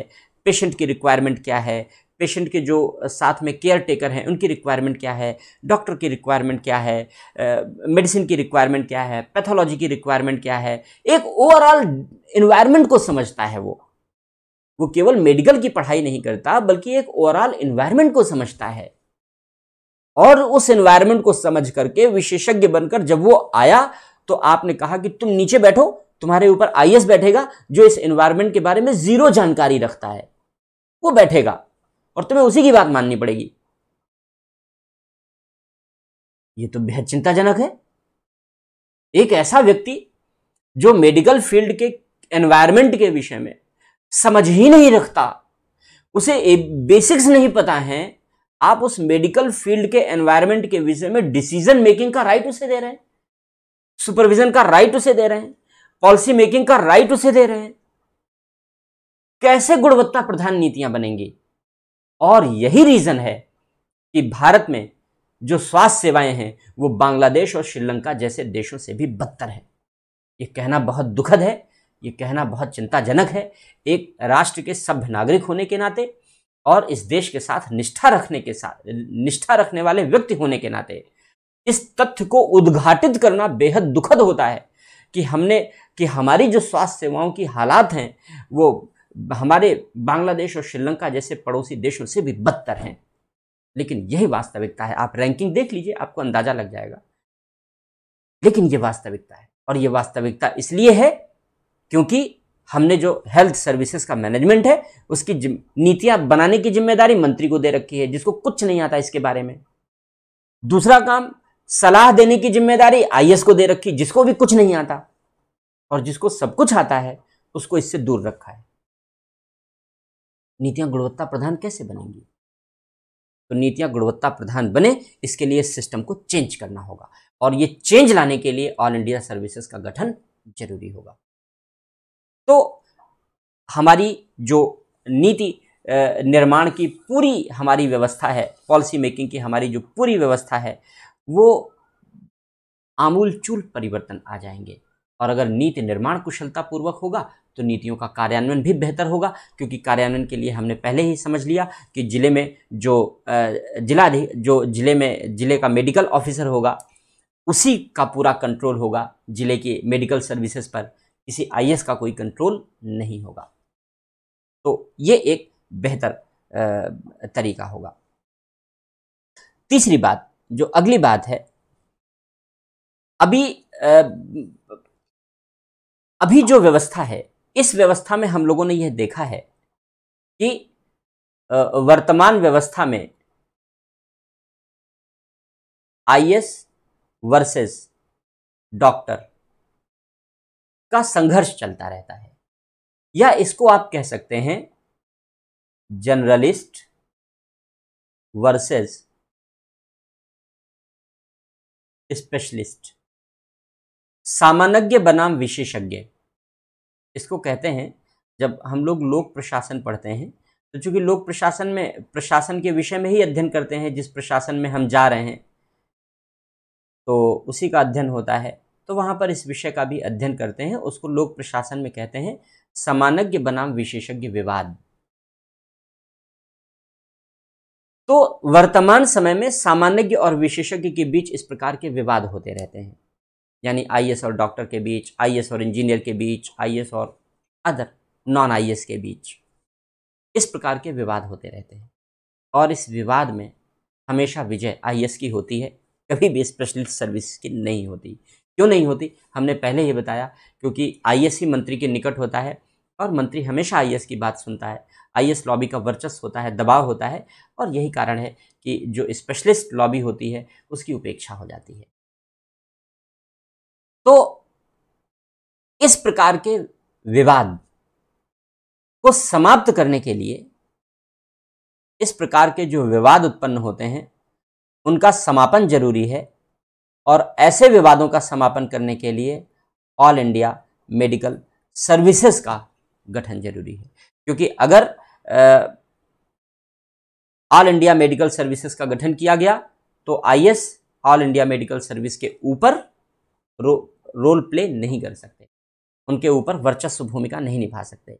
जिले में सारे महत्वपूर्ण मामलों का प्रबंध मेडिकल ऑफिसर के अधीन होगा, डॉक्टर के अधीन होगा, आईएएस का उस पर कोई नियंत्रण नहीं होगा। आज की व्यवस्था में क्या है? आज की व्यवस्था में सारा नियंत्रण आईएएस का होता है। मैं आपको इसको एक एग्जाम्पल देकर के समझाना चाहता हूं। मेरे पास बहुत सारे एग्जाम्पल हैं, लेकिन मैं आपको एक छोटा सा एग्जाम्पल केवल दूंगा। 2005 की बात है, और ऑल इंडिया मेडिकल जो इंस्टीट्यूट है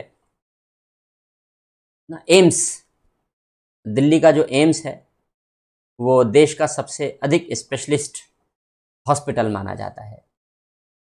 एम्स के जो माइक्रोबायोलॉजी डिपार्टमेंट है,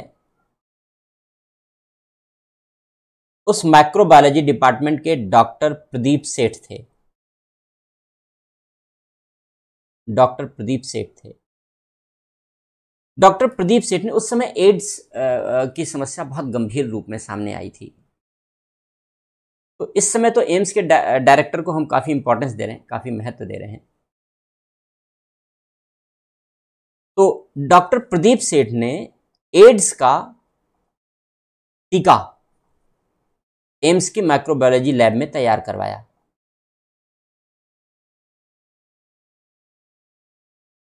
और उन्होंने सरकार से इसके लिए अप्रूवल मांगा। कितनी बड़ी बात थी, कितना बड़ा काम किया था एड्स के टीके को डेवलप करके एम्स ने। लेकिन आप जानते हैं कि चूंकि इसके ऊपर एक आईएएस अधिकारी बैठा होता है, इसलिए उस आईएएस अधिकारी ने इसको रिजेक्ट कर दिया। अब आप देखिए, जिस बात को डॉक्टर वेरीफाई कर रहा है, एक आईएएस कह रहा है मैं नहीं मानता। क्यों नहीं मानते भाई? तुम्हारी क्या योग्यता है, तुम बताओ। कोई योग्यता नहीं है हमारी, लेकिन फिर भी मैं नहीं मानता। नहीं मानता तो नहीं मानता, क्योंकि हमको ऊपर वाले ने सचिव बना के भेज दिया, और यहां भी ऊपर वाले ने यानी प्रधानमंत्री ने और सब ने हमको सचिव बना के भेज दिया। मैं सेक्रेटरी हूं, हेल्थ सेक्रेटरी हूं, मैं नहीं मानता तुम्हारी बात। कारण नहीं है मेरे पास, नहीं मानता मैं तुम्हारी बात, नहीं माना। आईएएस ने नहीं माना तो उसने मंत्री को नहीं बताया, क्योंकि डॉक्टर तो मंत्री को बता ही नहीं सकता। डॉक्टर की तो मंत्री तक पहुंच है ही नहीं है। डॉक्टर को मंत्री तक अपनी पहुंच बनाने के लिए बेचारे को लाइन में लगना पड़ता है, जुगाड़ लगा करके तब मिल पाता है। क्योंकि मंत्री एक अलग एलाइट ग्रुप है हमारे यहाँ, एक अलग संभ्रांत वर्ग है मंत्री का। जो पद जनता के लिए सर्वसुलभ होना चाहिए, उस पद पर, उस पद पर बैठे हुए मंत्री से उस विभाग के अधिकारी ही सरलतापूर्वक नहीं मिल सकते आज के सिस्टम में। तो क्योंकि अहंकार आ जाता है पद पर आने के बाद। तो डॉक्टर मंत्री से मिल नहीं सकता। आईएएस के जरिए फाइल आगे पहुंचेगी। आईएएस कुंडली मार के बैठ गया, उसने फाइल आगे पहुंचाई नहीं, और ब्यूरोक्रेसी की उदासीनता का शिकार हो गया जो इनका पूरा रिसर्च था डॉक्टर प्रदीप सेठ का। आप कल्पना कीजिए, ये मैंने आपको एक एग्जांपल, मेरे पास ऐसे बहुत सारे एग्जांपल हैं। बहुत सारे लोगों ने तो सुसाइड कर लिया ब्यूरोक्रेसी के कारण, आईएएस अधिकारियों के कारण। ऐसे भी एग्जाम्पल हैं इस सिस्टम में हमारे, कि लोगों ने सुसाइड कर लिया आईएएस अधिकारियों का, चिट्ठी लिख के सुसाइड कर लिया कि मैं इस आईएएस अधिकारी की वजह से सुसाइड कर रहा हूं, इसने मुझे इतना हैरेस किया, इतना परेशान किया। हालांकि आईएएस अधिकारियों का कुछ नहीं होता, कुछ नहीं होता, क्योंकि सिस्टम हमारा बेहद करप्ट है, और पॉलिटिशियंस और भ्रष्ट अधिकारियों और नेताओं के बीच एक नेक्सस है। मैं नहीं कह रहा हूं, एन वोहरा की रिपोर्ट कहती है। मैंने एन वोहरा रिपोर्ट पर ऑलरेडी एक वीडियो अपलोड कर रखा है, आपने सुना होगा, नहीं तो सुन लीजिएगा तो मेरे यूट्यूब चैनल पर। तो एन वोहरा की रिपोर्ट कहती है कि आईएएस जो भ्रष्ट अधिकारी हैं, आईएएस अधिकारी हैं और राजनेता हैं, मंत्री हैं, उनके बीच में करप्ट नेक्सस बना हुआ है, चोर चोर मौसेरे भाई। तो नतीजा ये है कि जो इसमें मेहनतकश लोग हैं, जो इसमें आगे देश के हित के लिए आगे बढ़ना चाहते हैं, उनको बहुत सारी चुनौतियों का सामना करना पड़ता है। तो ये प्रदीप सेठ का एक एग्जाम्पल था। अगर मान लीजिए ऑल इंडिया सर्विसेज का गठन होता और स्वास्थ्य विभाग का मुखिया एक डॉक्टर होता, स्वास्थ्य विभाग का सचिव एक डॉक्टर होता, आईएएस ना होता, स्वास्थ्य विभाग का सचिव एक डॉक्टर होता, तो क्या इस तरीके का पेन, क्या इस तरीके की जलालत डॉक्टर प्रदीप सेठ को सहनी पड़ती इतना अच्छा काम करने के बावजूद भी? शायद नहीं, शायद नहीं। ऐसे अनेक एग्जाम्पल हैं इस देश में जहां पर एक ऑल इंडिया मेडिकल सर्विस न हो पाने के कारण हमारे जो मेडिकल फील्ड की रिसर्चेज हैं, जो हमारे मेडिकल फील्ड की स्टडीज़ हैं, जो हमारे मेडिकल फील्ड का मोरल है, वो सब कुछ बड़ी तेज़ी से खराब हुआ है। अगली बात पर आते हैं। ये तो हम लोग पॉलिसी और इन सारी बातों की बात कर रहे थे। अब थोड़ा सा और प्रैक्टिकल लेवल पर आगे बढ़ते हैं, व्यावहारिक धरातल पर आगे बढ़ते हैं। आज की जो व्यवस्था है, आज की उस व्यवस्था में जो आईएएस है वो वरिष्ठ है, और जो डॉक्टर है वो उसका अधीनस्थ है।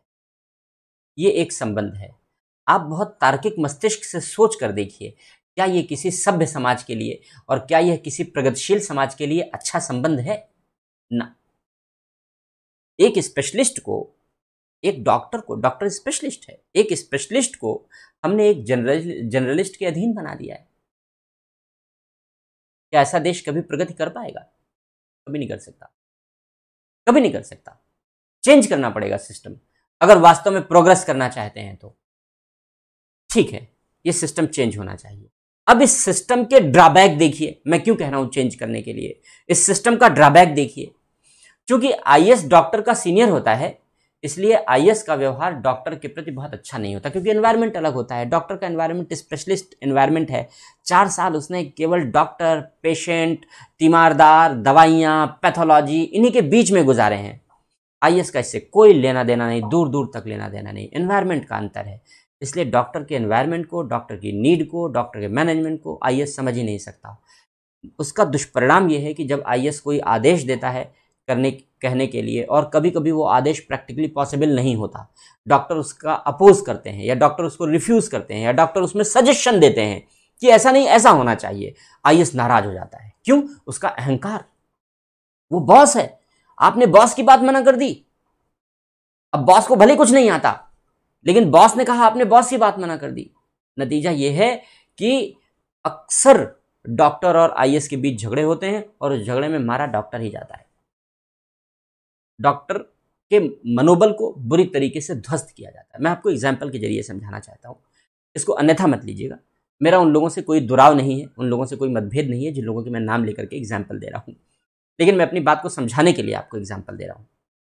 उत्तर प्रदेश, चूंकि मैं उत्तर प्रदेश को बिलोंग करता हूं, तो उत्तर प्रदेश की ब्यूरोक्रेसी से ज़्यादा मेरा सरोकार है, और मैं ज़्यादा अच्छे एग्जाम्पल उत्तर प्रदेश के रखता हूं। अन्य प्रदेश के भी हैं, लेकिन व्यक्तिगत एग्जाम्पल है, व्यक्तिगत जानकारी के एग्जाम्पल है मेरे, सुनी सुनाई बातों वाले नहीं। तो इसलिए मैं उन एग्जाम्पल को अपनी मजबूती के साथ रख सकता हूं, साक्ष्यों के साथ रख सकता हूं। मुकेश मेश्राम उत्तर प्रदेश के आईएएस कैडर के अधिकारी हैं। हर सरकार में बड़े चहेते अधिकारी रहे हैं। किसी भी सरकार में सरकार के बड़े चहेते आईएएस अधिकारी के रूप में जाने जाते रहे हैं। तो उनको हेल्थ डिपार्टमेंट की भी जिम्मेदारी दी गई।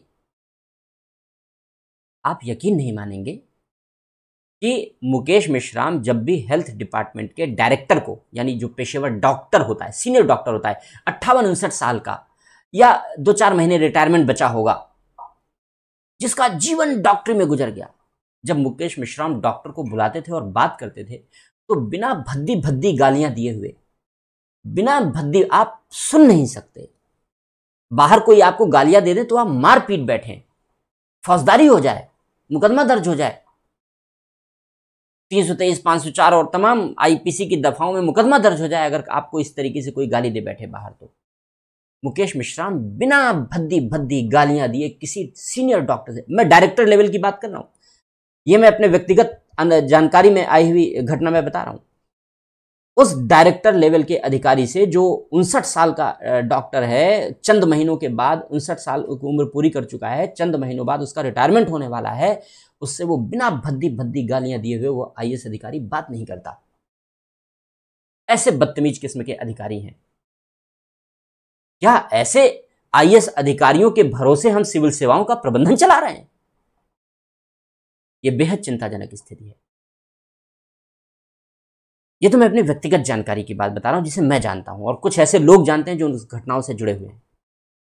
अब मैं आपको एक पब्लिक इंफॉर्मेशन देता हूं जो बहुत सारे लोग जानते हैं,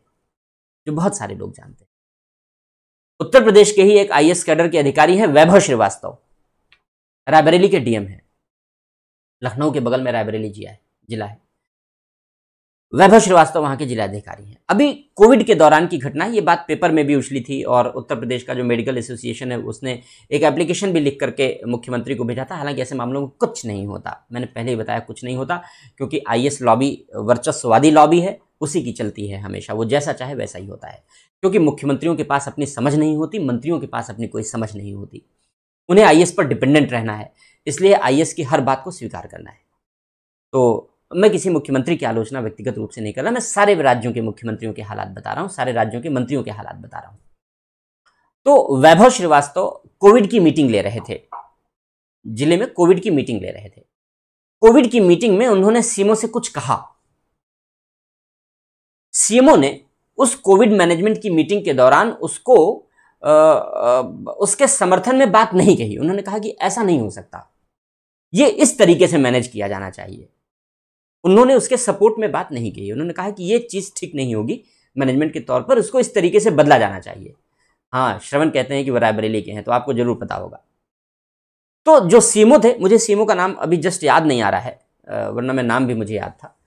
तो उन्होंने उनको सजेशन दिया जो वैभव श्रीवास्तव के द्वारा कही गई बात के अगेंस्ट थी।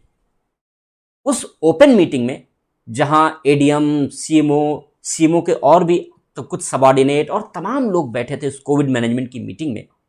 वैभव श्रीवास्तव ने सीएमओ को भद्दी भद्दी गालियां दे डाली और बुरा भला कह डाला।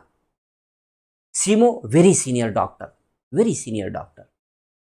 और वैभव श्रीवास्तव यंग चैप, नया लड़का। लेकिन उस नए लड़के का अहंकार देखिए, उसने उम्र का लिहाज भी नहीं किया, उसको परिवार ने भी संस्कार नहीं दिया कि जो तुमसे उम्र में बड़ा हो उससे बात कैसे करते हैं।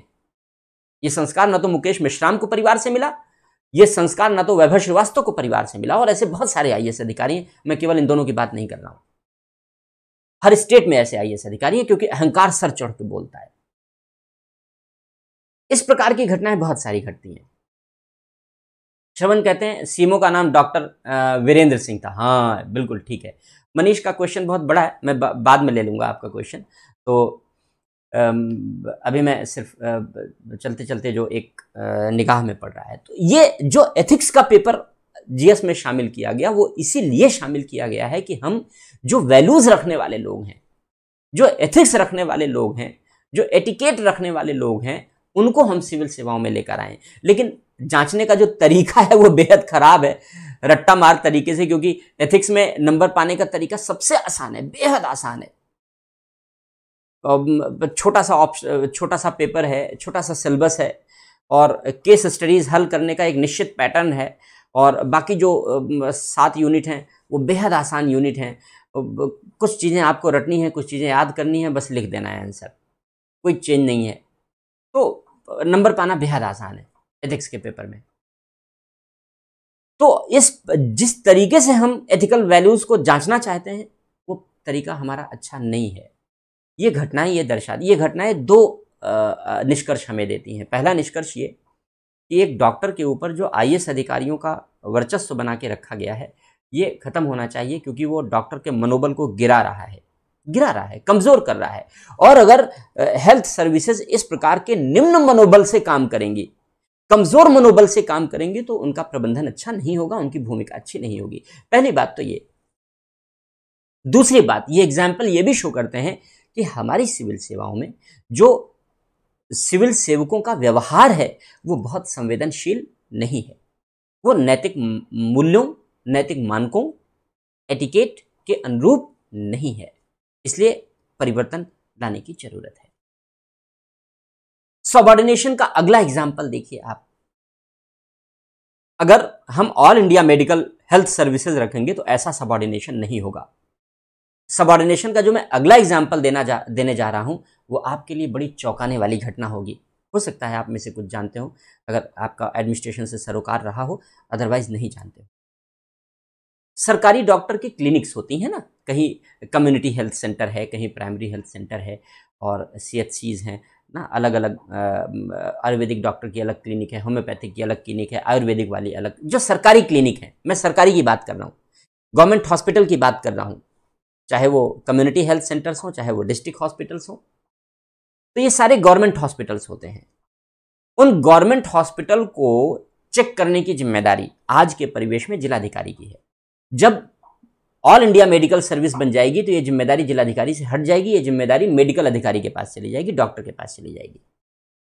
वो बहुत अच्छा होगा। आज क्या होता है देखिए, आप खुद निष्कर्ष निकालेंगे कि नहीं होना चाहिए। आज क्या होता है, आज ये जिम्मेदारी डॉक्टर की ये जिम्मेदारी आईएएस की होती है कि जितनी भी सरकारी क्लिनिक हैं या सरकारी अस्पताल कह लीजिए, CHC कम्युनिटी हेल्थ सेंटर कह लीजिए, इन सब की चेकिंग समय समय पर होती रहे, सुपरविजन होता रहे, निगरानी होती रहे। ये जिम्मेदारी जिलाधिकारी। जिलाधिकारी कभी जाता नहीं, उसके पास इतनी फुर्सत नहीं होती। जिलाधिकारी ADM को कहता है या SDM को कहता है, SDM भी नहीं जाता, कौन जाए? तो SDM नायब तहसीलदार को पकड़ता है, तहसीलदार से पूछता है कि भाई देखो कौन नायब है जो खाली है। पता चला ये नायब तहसीलदार जो सदर वाले हैं, इस समय इनको काम दिया जा सकता है। वो बेचारा वैसे ही काम के बोझ का मारा होता है, उसी को पकड़ लिया सदर को। नायब तहसीलदार सदर को बोले, नायब साहब को बोला, भाई नायब साहब जरा जाइए डॉक्टर की क्लिनिक चेक करके आइए। अब कितना हैरेसिंग है, एक नायब तहसीलदार जो डॉक्टर से सर्विसेज के रैंक में नीचे है। डॉक्टर जब सर्विस में आता है तो वो ग्रुप बी गस्टेड पोस्ट है, वो गस्टेड है, राजपत्रित पद है। और जो नायब तहसीलदार है वो डॉक्टर से रैंक में नीचे है, उसकी जो सैलरी की स्केल है वो स्केल में भी वो नीचे है, 43-4700 की स्केल के आसपास होती है जो नायब तहसीलदार की स्केल है। डॉक्टर की स्केल पे स्केल उससे ऊपर है, ग्रेड पे उससे ऊपर है। अब उस नीचे के अधिकारी को कहा जा रहा है जाओ ऊपर के अधिकारी को चेक करके आओ। डॉक्टर नाराज होते हैं, डॉक्टरों में रोष उत्पन्न होता है, लेकिन वो कुछ कर नहीं सकते क्योंकि ये सिस्टम दोषपूर्ण है। अकेले रोष प्रकट करके कुछ नहीं कर सकते। इतना ही नहीं, हालत तो और भी बुरे हैं। कहीं कहीं मुझे जो जानकारी में आया, व्यक्तिगत जानकारी, सही जानकारी, मेरी जो जानकारी में तथ्य आए, लेखपाल को कह दिया कि जाओ जरा डिस्पेंसरी चेक करके आओ डॉक्टर साहब की। अब बताइए, एक लेखपाल को आप डॉक्टर की डिस्पेंसरी का सुपरविजन करने के लिए भेज रहे हैं, उसे क्या जानकारी होगी? ये वर्तमान सिस्टम का एक बहुत ही बड़ा दोष है, बहुत बड़ी बुराई है, और ये बुराई डॉक्टर के मनोबल को बुरी तरीके से ध्वस्त करती है। जिन डॉक्टर की क्लिनिक को चेक करने के लिए लेखपाल को भेजा गया कि भाई तुम जाओ और डॉक्टर साहब की क्लिनिक चेक कराओ, तो डॉक्टर साहब को पता चला कि लेखपाल आया, लेखपाल ने कहा साहब भाई पदानुक्रम में बहुत जूनियर है, तो लेखपाल मरता क्या ना करता, उसे ऊपर के अधिकारी ने आदेश दिया तो बेचारा चला आया। उसने कहा साहब हमको भेजा गया है कि जाके मैं आपकी क्लिनिक चेक करूं। तो डॉक्टर साहब को गुस्सा भी आया और हंसी भी आई कि तुम चेक क्या करोगे। तो डॉक्टर साहब ने कहा, डॉक्टर साहब बाहर निकले, उन्होंने अपने स्टाफ को, वार्ड बॉय वगैरह को बाहर निकाला, सबको सरकारी क्लिनिक से उन्होंने ताला बंद किया, और ताला बंद करके उन्होंने लेखपाल से कहा जाओ बता देना कि हमने तुम्हारे सामने ताला बंद कर दिया कि हम क्लिनिक नहीं चेक करवाएंगे। क्लिनिक चेक करना हो तो मेरे समकक्ष या मेरे से बड़े अधिकारी को भेजे, वरना मैं क्लिनिक चेक नहीं करवाऊंगा। तो डॉक्टर साहब भी बड़े खुददार थे, स्वाभिमानी थे, वो ताला बंद करके बाहर निकले और मना कर दिया। तो ये जो हरकत, इस प्रकार के जो घटनाक्रम है, ये बड़े व्यावहारिक घटनाक्रम से मैंने आपको एग्जाम्पल देकर के समझाने की कोशिश की कि सबऑर्डिनेशन कैसा है। एक लेखपाल, एक एनटी, एक नायब तहसीलदार एक डॉक्टर को चेक करने पहुंच जाता है। क्या इस व्यवस्था में कोई डॉक्टर अपने ऊंचे मनोबल को बना करके रख के काम कर पाएगा? नहीं कर सकता। और स्टेट में ऐसे ही हालात हैं। और कुछ स्टेट्स में जैसे पश्चिम बंगाल है, बिहार है, झारखंड है, वहां तो हालात बेहद बुरे हैं, बेहद खराब है। कोई भी अच्छा आदमी जो कहीं दूसरी जगह अच्छी नौकरी पा सकता है, वो पश्चिम बंगाल में आईएएस भी बन के जल्दी नहीं जाना चाहता। जिसको आईएएस का शौक नहीं है, बस केवल अच्छी नौकरी का शौक है, वो पश्चिम बंगाल में आईएएस भी बन के नहीं जाना चाहता। हालात ऐसे हैं। तो जिस तरीके की, हाँ बिल्कुल नीतीश, आपने सही लिखा कि 10+2 वाला वो एमडी को चेक करने जा रहा है, जिसने एमडी की डिग्री ले रखी है, एमबीबीएस और एमडी की डिग्री ले रखी है। तो इस तरीके की और ऐसे बहुत सारे, मैं सारे एग्जाम्पल में समय नहीं व्यर्थ करना चाहता, वरना डिफरेंट ऐसे बहुत सारे एग्जाम्पल हैं मेरे पास जो इससे अलग अलग भी नेचर के हैं। वो सब ये दर्शाते हैं कि पोस्टमार्टम की रिपोर्ट को लेकर के विवाद हो जाता है। पोस्टमार्टम करता है डॉक्टर तो रिपोर्ट थाने को देता है, एसडीएम का फोन आ जाता है, एडीएम का फोन आ जाता है, डीएम कहता है फोन करो, डॉक्टर से कह दो रिपोर्ट हमको दें। अब डॉक्टर रिपोर्ट तुमको क्यों दे भाई? ऑन पेपर तो रिपोर्ट थाने को देगा ना, वो तुम कौन होते हो? लेकिन नहीं, दबाव बनाया जाता है, धमकाया जाता है, डराया जाता है डॉक्टर को कि सिक्योरिटी तुम्हारी कौन देगा अगर तुम्हें कोई खतरा हो जाएगा तो। इस तरीके से धमकी भरे फोन आते हैं डॉक्टर के पास। तो अगर हम इस सिस्टम को, ऐसे परिवेश में डॉक्टर को काम करना पड़ता है। अगर हम एक ऑल इंडिया मेडिकल सर्विसेज का गठन कर देंगे, ये जो हमने पूरा हैरेसमेंट वाला परिवेश बताया, निम्न मनोबल वाला परिवेश बताया, ये पूरा परिवेश बदल जाएगा, ये पूरा परिवेश बदल जाएगा। इसलिए एक ऑल इंडिया सर्विसेज के गठन की मांग की जाती है। अगली बात, जो वेतन है, भत्ते हैं इत्यादि,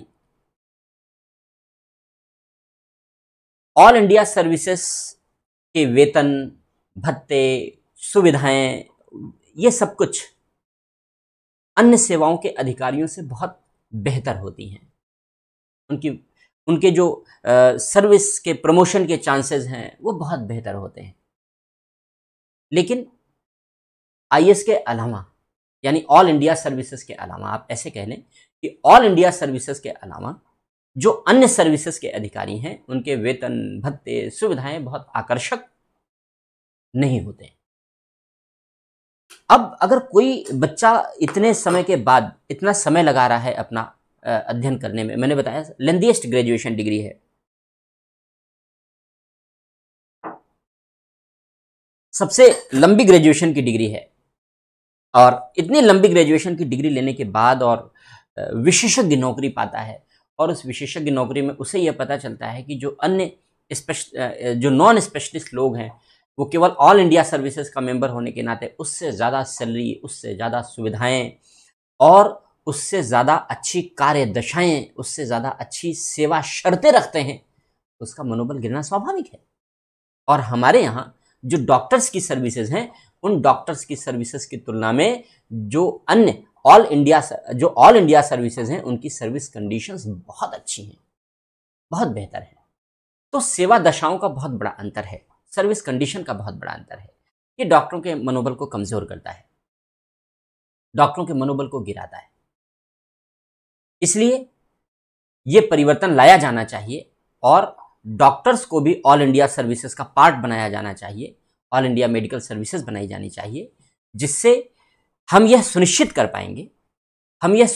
पाएंगे कि हमारे देश में जो विशेषज्ञ है, जो डॉक्टर है, जो विशेषज्ञ है, वह इस देश में सबसे अच्छी सेवा दशाओं वाली सेवाओं का सदस्य है, वह सबसे अच्छी सैलरी पाने वाले सेवाओं का सदस्य है। इससे जो अच्छे डॉक्टर हैं वो सिविल सेवाओं में आना पसंद करेंगे। मैंने बहुत सारे डॉक्टर को देखा जो बड़े योग्य डॉक्टर हैं और जिन्हें लगता है कि वो प्राइवेट प्रैक्टिस बेहतर कर सकते हैं, वो कुछ दिनों की सरकारी नौकरी करके छोड़ देते हैं। उन्हें लगता है हम इस सिस्टम में मेरा दम घुट रहा है, इतनी मेहनत करके हमने इतनी योग्यता हासिल की और इतनी योग्यता हासिल करके हमने इतनी कार्यकुशलता हासिल की, और कार्यकुशलता हासिल करने के बाद एक लेखपाल हमको चेक करने चला आ रहा है, एक नायब तहसीलदार कहता है लाइए हम आपके उसके रजिस्टर पर सिग्नेचर करने की, हमने आपको चेक कर लिया है। एक आईएएस अधिकारी गालियां देकर के बात करता है। ये चीजें पेनफुल है, और सर्विस और वेतन भी अच्छा नहीं, वेतन भी उससे कम मिल रहा है आईएएस अधिकारियों से। तो उसे लगता है कि इससे बेहतर तो मेरी प्राइवेट प्रैक्टिस है, जहां मैं अपना स्वयं का बॉस हूं, जहां मैं अपना खुद का बॉस हूं, कोई सबॉर्डिनेशन नहीं है मेरे ऊपर, कोई सबॉर्डिनेशन नहीं है मेरे ऊपर। तो ऐसी दशा में बहुत सारे जो अच्छे डॉक्टर हैं वो सरकारी नौकरियां छोड़ करके चले जाते हैं। कुछ दिन सरकारी नौकरी की उन्होंने, इसके बाद वो छोड़ देते हैं, वो अपनी प्राइवेट प्रैक्टिस कहीं शुरू कर देते हैं, क्योंकि उन्हें लगता है कि मेरा दम घुट रहा है, मैं इस सिस्टम में जी नहीं सकता, मैं इस सिस्टम में वर्क नहीं कर सकता।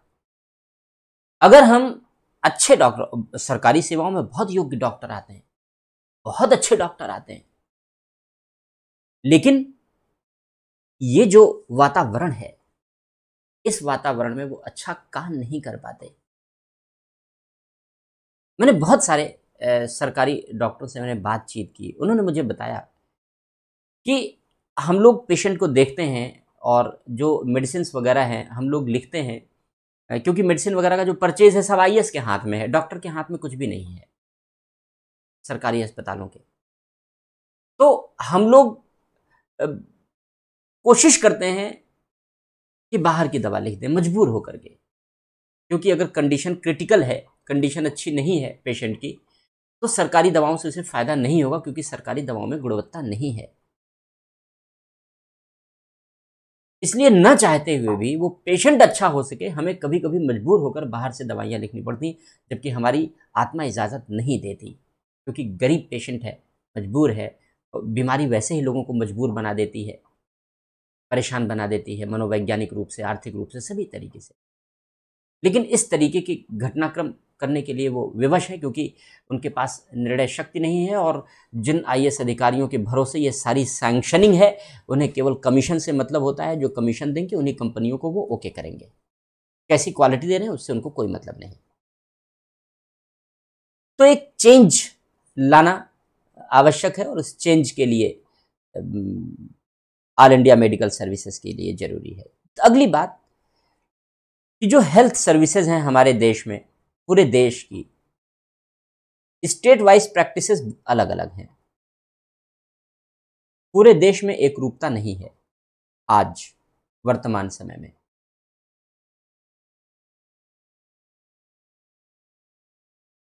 वर्तमान समय में पूरे देश में एक रूपता नहीं है, क्योंकि स्टेट मैनेज करते हैं उन्हें, स्टेट के कंट्रोल में आती है, स्टेट सर्विसेज है, तो अलग अलग स्टेट का मैनेजमेंट अपना डिफरेंट डिफरेंट है, अलग अलग है। कुछ स्टेट ने थोड़ा बेहतर मैनेजमेंट कर रखा है, ज्यादातर स्टेट ने बहुत अच्छा मैनेजमेंट नहीं कर रखा है। उसका दुष्परिणाम यह है कि एक स्टेट से दूसरे स्टेट की तुलना में जो हेल्थ सर्विसेज की क्वालिटी है वो वैरी करती हैं, बदलती हैं। जबकि एक पूरे देश होने के नाते हमारा प्रयत्न यह होना चाहिए कि पूरे देश में, देश के सभी भाग में, उत्तर से लेकर दक्षिण तक, पूरब से लेकर पश्चिम तक, पूरे देश के भाग में जो हेल्थ सर्विसेज की क्वालिटी है वो हेल्थ सर्विसेज की क्वालिटी एक जैसी हो, स्वास्थ्य सेवाओं की गुणवत्ता एक जैसी हो, उसमें स्टेट वाइज कोई अंतर ना हो, उसमें राज्यों के आधार पर कोई अंतर ना हो, बल्कि पूरे देश में एक जैसी एकरूपता हो, गुणवत्ता की एक जैसी एकरूपता हो, यह सुनिश्चित किया जाना चाहिए। और यह सुनिश्चित करने के लिए हमें एक all India medical and health services स्थापित कर दिया जाना चाहिए। अगली बात, बहुत सारे राज्यों में हेल्थ के प्रति उदासीन दृष्टिकोण रहा है, उदासीन दृष्टिकोण रहा है। अगर हम ऑल इंडिया मेडिकल सर्विसेज बनाते हैं तो ऐसी दशा में जो उदासीनता है राज्यों की हेल्थ के प्रति वो दूर होगी। कैसे उदासीनता होती है मैं आपको एक एग्जाम्पल से समझाता हूं, और कैसे अगर पॉलिटिकल विल आए और कैसे ये उदासीनता दूर हो सकती है मैं आपको एक एग्जाम्पल देकर समझाता हूं।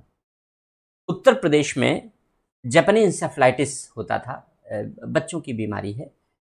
जापानी इंसेफ्लाइटिस का नाम सुना होगा आपने। गोरखपुर, बस्ती, देवरिया, कुशीनगर, ये जो बेल्ट है 7-8 जिलों की, बस इन्हीं जिलों में जापानी इंसेफ्लाइटिस हर साल फैलता था, हर साल। और केवल इन 7-8 जिलों में फैलता था, बाकी रेस्ट ऑफ यूपी इससे बिल्कुल अप्रभावित था, बाकी जिलों में नहीं फैलता, क्योंकि उन्हीं जिलों की जो क्लाइमेटिक कंडीशन थी वो क्लाइमेट कंडीशन ही जापानी इंसेफ्लाइटिस को फलने फूलने के लिए एक अच्छा आधार देती थी। ये बात तय थी। दूसरी बात ये भी तय था कि जापानी इंसेफ्लाइटिस कब कब फैलता है, हमेशा नहीं फैलता। केवल जून के बाद से सितंबर के तक महीने तक, यानी जब बारिश शुरू होती है, जब तक मानसून पीरियड, ऐसे समझ लीजिए, केवल मानसून पीरियड के दौरान। मानसून के पहले नहीं होगा जापानी इंसेफ्लाइटिस, मानसून के बाद नहीं होगा जापानी इंसेफ्लाइटिस। तो सब कुछ तय था कि जापानी इंसेफ्लाइटिस केवल 4 महीने के लिए आता है, जापानी इंसेफ्लाइटिस केवल 7-8 जिलों में आता है, जापानी इंसेफ्लाइटिस केवल मच्छर काटने से होता है, जापानी इंसेफ्लाइटिस का निदान केवल इन 4 महीनों में अगर मैनेजमेंट कर लिया जाए तो हो सकता है। लेकिन इसके बावजूद हर साल 500 से 600 से ज्यादा बच्चे जापानी इंसेफ्लाइटिस की मौत मारे जाते थे।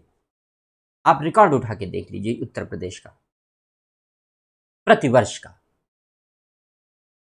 हर साल 500 से ज्यादा बच्चे जापानी इंसेफ्लाइटिस से केवल इन 6-7 जिलों में मारे जाते थे, जबकि सब कुछ हम जानते थे, लेकिन राज्य कदम नहीं उठाता था। अब इसके लिए हम कारण बताते हैं, उदासीन दृष्टिकोण, जो मैंने लिखा कि राज्यों का दृष्टिकोण उदासीन है। हालांकि इस घटना के पीछे कारण दूसरा भी था।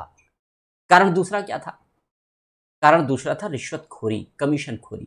पैसे के आगे जान की कीमत नहीं नेताओं और अधिकारियों के लिए। मैं उदाहरण के आधार पर कह रहा हूं, क्योंकि जापानी एंसेफ्लाइटिस से लड़ने के लिए भाई समस्या है ये, तो जापानी एंसेफ्लाइटिस से लड़ने के लिए केंद्र से पैसा आता था उत्तर प्रदेश के पास, हर साल बड़ी मात्रा में पैसा आता था जिससे जापानी एंसेफ्लाइटिस का नियंत्रण किया जा सके। और चूंकि 500 से ज्यादा बच्चे मर जाते थे, इसलिए जाहिर सी बात है कि वो चिंता का विषय होता था, इसलिए केंद्र सरकार पैसा दे देती कि लो और बच्चों को बचाओ। लेकिन राज्य सरकारों ने कभी भी जापानी एंसेफ्लाइटिस को इरेडिकेट करने के लिए, उसका उन्मूलन करने के लिए कोई कदम नहीं उठाया, प्रिवेंशन के लिए कोई कदम नहीं उठाया। क्यों? क्योंकि केंद्र सरकार बजट दे रही है, जितना पैसा आएगा 50% तो कमीशन में बटेगा ही। वो कमीशन नेताओं के पास जाएगा, मंत्रियों के पास जाएगा, जो पुराने मुख्यमंत्री थे वो भी खा लेते थे, जो सचिव हैं वो भी खाएंगे, जिले का जिलाधिकारी भी, सबको मिलेगा ना 50% में। कोई कदम नहीं उठाता था और मुख्यमंत्री भी नहीं उठाता था, क्योंकि केंद्र से आने वाला पैसा रुक जाएगा अगर जापानी एंसेफ्लाइटिस खत्म हो गया तो। अपनी इस रिश्वतखोरी के लालच में हर साल 500 से ज्यादा बच्चों की बलि चढ़ा दी जाती। लेकिन उत्तर प्रदेश में सत्ता बदली और वर्तमान मुख्यमंत्री ने पद धारण किया है। मैं किसी का भी राजनीतिक व्यक्ति का नाम नहीं लूंगा। तो नए मुख्यमंत्री बने जो उसी क्षेत्र से आते हैं, जो गोरखपुर को ही बिलोंग करते हैं। अब जब नए मुख्यमंत्री बने जो उसी क्षेत्र को बिलोंग करते हैं, तो उनके लिए ये प्रतिष्ठा का प्रश्न था, नाक का प्रश्न था कि उसी क्षेत्र से आते हैं और उसी क्षेत्र में जापानी एंसेफ्लाइटिस से बच्चों की मौत हो जाए। तो जैसे ही पद संभाला उन्होंने, पद संभालते ही इधर अप्रैल मई में पद संभाला जाता है और जून जुलाई में ही जापानी एंसेफ्लाइटिस आ जाता है। पद संभालते ही उसी साल 500 से ज्यादा बच्चों की डेथ हो गई, क्योंकि हर साल होती थी, उस साल भी हो गई। तो जब बच्चों की डेथ हुई, तो चूंकि मुख्यमंत्री उस क्षेत्र से आते थे, तो उनकी प्रतिष्ठा का विषय था, उन्होंने इसका संज्ञान लिया, एक्शन लिया। अब जापानी एंसेफ्लाइटिस से मौतें रिकॉर्ड नहीं होती, जबकि अभी जिस सरकार ने यह कार्य किया उसके 5 साल भी पूरे नहीं हुए। जिस मुख्यमंत्री ने यह कार्य किया उसके 5 वर्ष भी अभी पूरे नहीं हुए हैं, होने वाले हैं, अगले साल पूरे हो जाएंगे। लेकिन अब जापानी एंसेफ्लाइटिस से मौतें नहीं होती। इसका निष्कर्ष आप क्या निकालेंगे? इसका निष्कर्ष यह है कि राज्यों में जितनी भी स्वास्थ्य समस्याएं अलग अलग क्षेत्रों में उत्पन्न होती हैं, वह राज्य सरकारों की उदासीनता के कारण उत्पन्न, राज्य के स्वास्थ्य सेवाओं के खराब प्रबंधन के कारण उत्पन्न होती हैं। इन खराब सेवाओं की लिए जवाबदेही तय न हो पाने के कारण उत्पन्न होती है। तो अगर हम इस व्यवस्था में परिवर्तन करें, तो इस व्यवस्था में परिवर्तन करने के बाद चीजें बदलेंगी। और जो बच्चे उस क्षेत्र को बिलोंग करते होंगे, आप में से गोरखपुर और इन सारी चीज़ों को, आप उस बात को, मेरी इस बात को आप आसानी से समझ पा रहे होंगे, जो मैंने उदाहरण आपको दिया, जो बच्चे उस क्षेत्र को बिलोंग करते हैं। तो कितना आसान था प्रबंधन कि मुख्यमंत्री ने नोटिस लिया और 1 साल में कंट्रोल हो गया। लेकिन सालों साल चली आ रही है अव्यवस्था और किसी ने भी कंट्रोल नहीं किया। क्यों? क्योंकि सबको कमीशन खाना था। तो राज्यों का जो उदासीन दृष्टिकोण है उस पर अंकुश लगेगा। अगली बात, जो हेल्थ सेक्टर है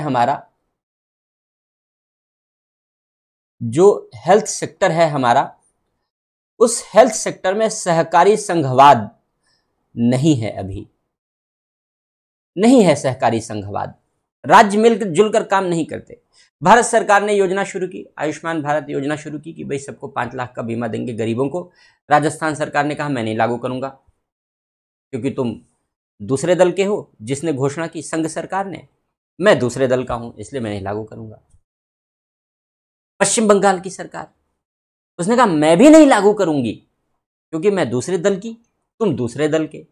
दल महत्वपूर्ण है, लोगों का हित नहीं। मरने तो लोगों को मरने दो, लेकिन हमारे दलीय हित महत्वपूर्ण है। इसलिए अगर तुमने घोषणा की है तो मैं तो लागू नहीं करूंगा, मैं तो लागू नहीं करूंगी। एक ने कहा मैं नहीं लागू करूंगा, एक ने कहा मैं नहीं लागू करूंगी। और गरीबों के लिए, जो गरीब परिवार के लोग हैं जिनकी कभी किडनी फेल हो गई, या गरीब परिवार के लोग हैं जिनको हार्ट की दिक्कत हो गई, किसी के बच्चे के हार्ट में छेद है, ऑपरेशन कराना है, लाखों रुपए की ज़रूरत है, कहाँ से पैसा लाएगा? तो आयुष्मान भारत के तहत उसका इलाज हो सकता है, क्योंकि सारा पैसा सरकार देगी। लेकिन राजस्थान की वर्तमान सरकार, क्योंकि वहाँ संघ में शासन करने वाले दल के विपरीत सरकार है, पश्चिम बंगाल की सरकार, क्योंकि वहाँ संघ में शासन करने वाले विपरीत दल की सरकार है, इसलिए इन सरकारों ने आउटराइटली रिजेक्ट कर दिया। एक होता है कि योजना आई और लागू करने में हीला हवाली कर रहे हैं, नहीं लागू कर रहे हैं, उन्होंने तो आउटराइटली रिजेक्ट कर दिया, घोषणा कर दी कि हम तुम्हारी योजना को लागू करेंगे ही नहीं अपने राज्य में, क्योंकि उससे जनता का भला होने वाला है। जनता का भला होगा, नाम तुम्हारा होगा। हम नहीं चाहते तुम्हारा नाम हो, नाम मेरा होना चाहिए, क्योंकि राज्य के मुखिया हम हैं। इस दलीय हितों के चक्कर में संघ और राज्यों के बीच सहयोग ही नहीं है। इस मुद्दे को WHO ने भी उठाया है। भारत के संदर्भ में इस मुद्दे को वर्ल्ड हेल्थ ऑर्गेनाइजेशन ने भी उठाया है कि भारत में स्वास्थ्य सेवाओं के प्रबंधन को लेकर के संघ की सरकार और राज्य सरकारों के बीच सहयोग नहीं है। वैक्सीन का मुद्दा जो अभी आप देख लीजिए, यूपी में जो कोविड वैक्सीन की व्यवस्था है, इस कोविड वैक्सीन को लेकर के कितना मतभेद रहा। बहुत सारे राजनीतिक दलों ने तो घोषणा कर दी कि हम नहीं लगवाएंगे, और हम अपने अनुयायियों से भी कहेंगे कि मत लगवाना। क्यों? क्योंकि उन्होंने एक दल का नाम लिया कि भाई केंद्र में बीजेपी का शासन, इसलिए ये बीजेपी की वैक्सीन है, कोविड की नहीं है, ये बीजेपी की वैक्सीन है, इसलिए नहीं लगवाएंगे हम। और जब लगना शुरू हुई और जब सेकेंड लहर आई और लोग मरने लगे, तो सबसे पहले जाके लाइन में खड़े होकर लगवा लिए। लगा दो नहीं तो हम भी मर जाएंगे, जिंदगी हमारी जरूरी है। तो जहां राजनीति इतनी निकृष्ट विचारों वाली हो, जहां राजनीति इतने संकीर्ण और हितों पर केंद्रित हो, वहां पर संघ और राज्य के बीच सामंजस्य की स्थापना करना बेहद चुनौतीपूर्ण रहा है।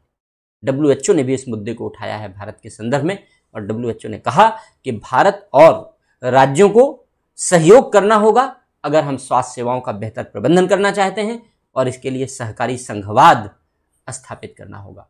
अभी आपने देखा होगा ऑक्सीजन को लेकर के जिस तरीके से दिल्ली और संघ सरकार के बीच विवाद का खेल उठा। संघ सरकार जितना ऑक्सीजन दे रही थी, दिल्ली उससे और बढ़ा के मांगे जा रही थी। नहीं, मेरी जब 470 दिया, बोले नहीं मुझे 590 की जरूरत है। जब 490 कर दिया, बोले नहीं मुझे 590, मुझे 700 की जरूरत है। जब केंद्र सरकार ने कहा नहीं इससे काम चलाओ, बोले नहीं मुझे 900 की जरूरत है। जब ऑडिट कराया गया, ऑक्सीजन ऑडिट कराया गया, तो पता चला जरूरत 400 से भी कम की है। यानी जो केंद्र सरकार 470 दे रही है वो भी ज्यादा दे रही है, ऑक्सीजन की जरूरत उससे भी कम है। बेहद चिंताजनक बात है।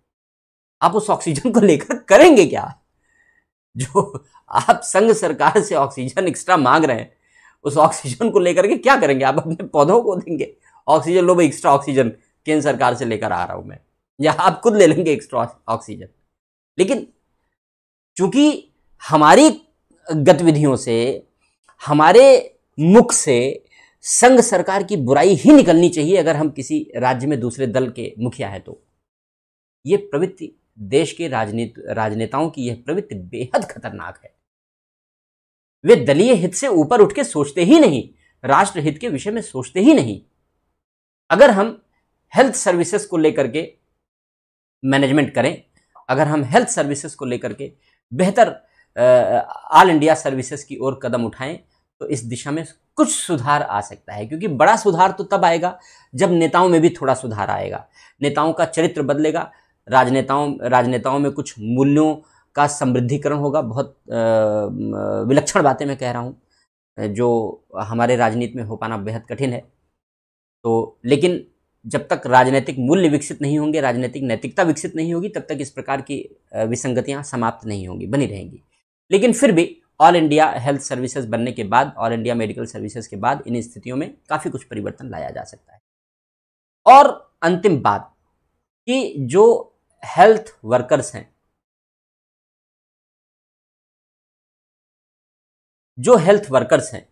जो स्वास्थ्य सेवाओं में हैं, जो डॉक्टर हैं या पैरामेडिकल स्टाफ हैं, तमाम जितने भी लोग हैं, उन सब का मनोबल बढ़ाया जा सके। जो अभिप्रेरणा का स्तर है, मोटिवेशन का लेवल है, अभिप्रेरणा के स्तर में वृद्धि होगी। जो सहयोग है वो बेहतर सहयोग स्थापित होगा और एक आत्मीयता का भाव होगा, क्योंकि सभी एक ही ग्रुप के हैं। नियंत्रण करने वाला भी डॉक्टर, निर्णय लेने वाला भी डॉक्टर, और सब, तो उन्हें लगेगा कि हाँ ये सब मेरी फैमिली वाले ही लोग हैं, तो एक कॉपरेशन का भाव जगता है। अभी क्या है, अभी एक आईएएस कंट्रोल करता है तो जो एलियन जैसा बिहेव करता है, क्योंकि काटने को दौड़ता है, बात बात पर काटने को दौड़ता है, मिसबिहेव करता है। तो एक जो आंतरिक सहयोग, आत्मा जिसे कहती है सहयोग करने की, वो आत्मिक सहयोग नहीं मिलता, मजबूरीवश सहयोग मिलता है, क्योंकि नौकरी करनी है। इस प्रकार की जो अव्यवस्था है वो अव्यवस्था खत्म होगी और बेहतर परिणाम सामने आएंगे। ये लाभ होगा अगर हम ऑल इंडिया मेडिकल सर्विसेज की स्थापना करना चाहते हैं। लेकिन इन लाभों के साथ हमारे सामने चुनौतियां भी हैं कि सवाल ये उठता है कि ऑल इंडिया मेडिकल सर्विसेज का गठन करेगा कौन और कैसे होगा। सबसे बड़ा यक्ष प्रश्न तो ये है कि ऑल इंडिया मेडिकल सर्विसेज का गठन करेगा कौन और कैसे होगा। तो 2007 में संघ सरकार ने इसकी शुरुआत तो की थी, लेकिन कदम आगे नहीं बढ़ाया गया, जबकि कदम आगे बढ़ाने की आवश्यकता है। सरकार को इस कदम को आगे बढ़ाने की आवश्यकता है। तो क्या चुनौतियां हैं, चैलेंजेस क्या हैं जिसकी वजह से अभी तक गठन नहीं हो पाया? उनमें सबसे बड़ा जो चैलेंज है वह है राजनीतिक इच्छा शक्ति की कमी, लैक ऑफ पॉलिटिकल विल। समस्त सुधार राजनीतिक सुधार होते हैं। राजनीति ही समस्त सुधारों की जननी है इस देश में, क्योंकि मंत्री ही निर्णय लेता है, प्रधानमंत्री निर्णय लेता है, तो सारे निर्णय राजनेताओं के द्वारा लिए जाते हैं। इसलिए राजनीति ही समस्त सुधारों की जननी है। 1961 में पहली बार ये प्रपोजल आया था कि ऑल इंडिया मेडिकल सर्विस बनना चाहिए। 6 दशक बीत जाने के बाद भी इस प्रपोजल को व्यावहारिक रूप नहीं दिया जा सका। ये चिंता की बात है और यह इस देश की राजनीति के ऊपर एक काला धब्बा है, एक ब्लैक स्पॉट है।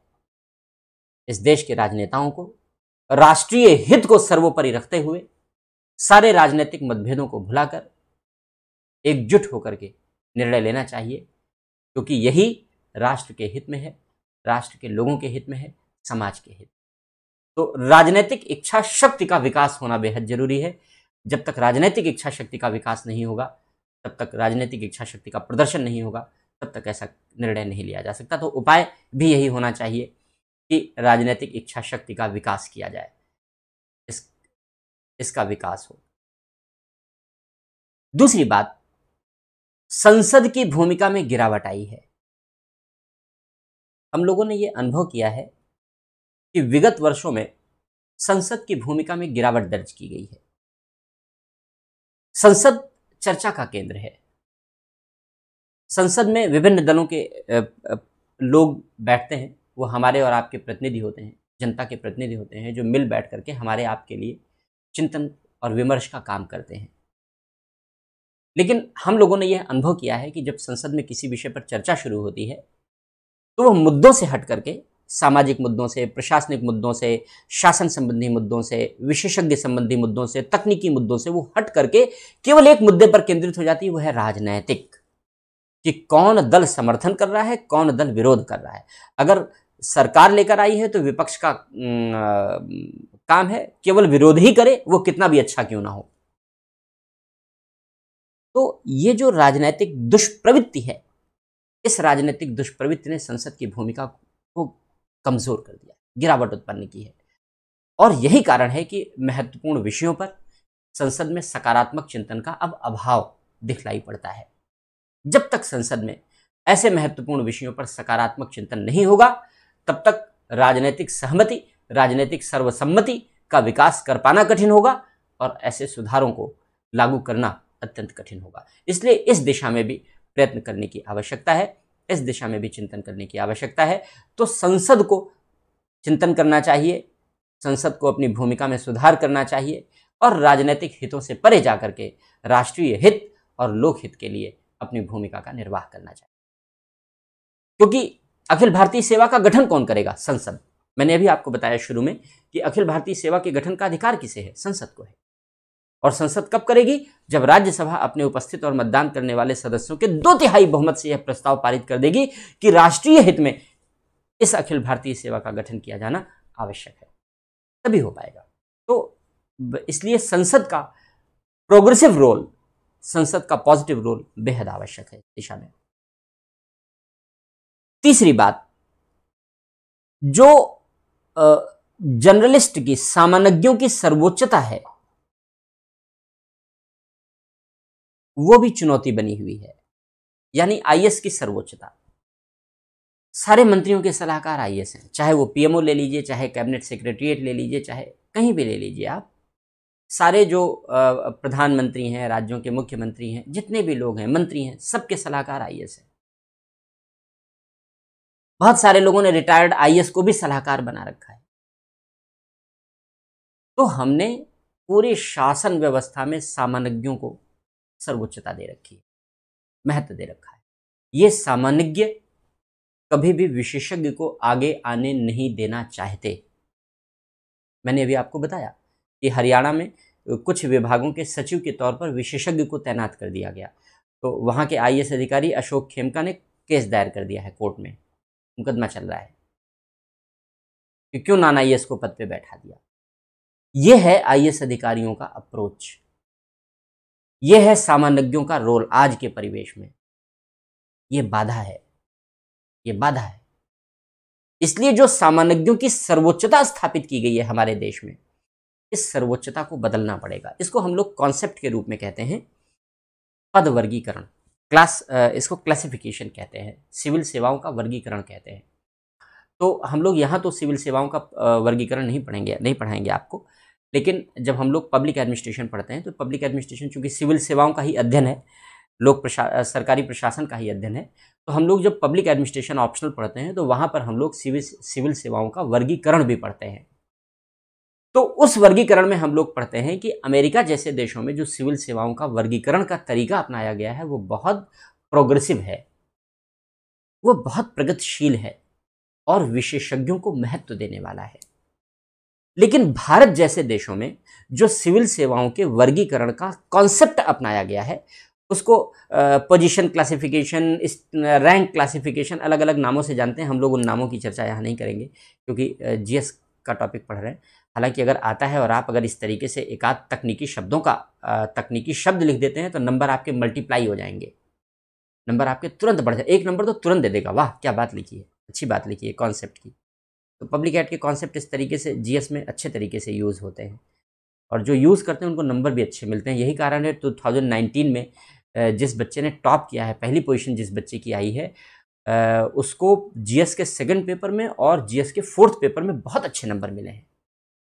क्यों? क्योंकि ऑप्शनल पब्लिक एड था, इस वजह से। तो इसको अगर मैं शब्द के रूप में लिखना चाहूँ तो भारत में रैंक क्लासिफिकेशन का प्रचलन है। रैंक क्लासिफिकेशन पुराने तरीके का क्लासिफिकेशन है, दकियानूसी टाइप का क्लासिफिकेशन है ये। जबकि अमेरिका जैसे देशों में इसको आप आंसर राइटिंग में कंपेयर करके लिख सकते हैं, ये आपके नंबर बढ़ाने में मदद करेगा। और इसीलिए जो पब्लिक एड वाले बच्चे हैं जब इस तरीके की तुलना करके लिख देते हैं तो उनके नंबर इन पेपर में बढ़ जाते हैं। एथिक्स में, 2nd पेपर में, पोजीशन क्लासिफिकेशन। हाँ, बिल्कुल प्रदीप सिंह की ही मैं बात कर रहा हूँ, उसी बच्चे की बात कर रहा हूँ। तो भारत में रैंक क्लासिफिकेशन है, ये क्लासिफिकेशन का पुराना और घटिया तरीका है, सबसे सरल तरीका है। तो हमने सबसे सरल तरीका अपना रखा है, लेकिन ये सामान्यज्ञों को वरीयता देता है, आईएएस अधिकारी को वर्चस्व देता है। लेकिन अमेरिका जैसे देशों ने पोजीशन क्लासिफिकेशन अपना रखा है। ये जो पोजीशन क्लासिफिकेशन होता है ये विशेषज्ञों को वरीयता देता है, ये विशेषज्ञों को महत्व देता है। लिख देता हूं मैं आपको जिससे कि आप आंसर में लिख सकें इसे। और जो रैंक क्लासिफिकेशन है ये सामान्यज्ञों को महत्व देता है। बाकी ये कॉन्सेप्ट पब्लिक एड के कॉन्सेप्ट हैं, हम यहाँ पर आपको डिटेल नहीं करेंगे।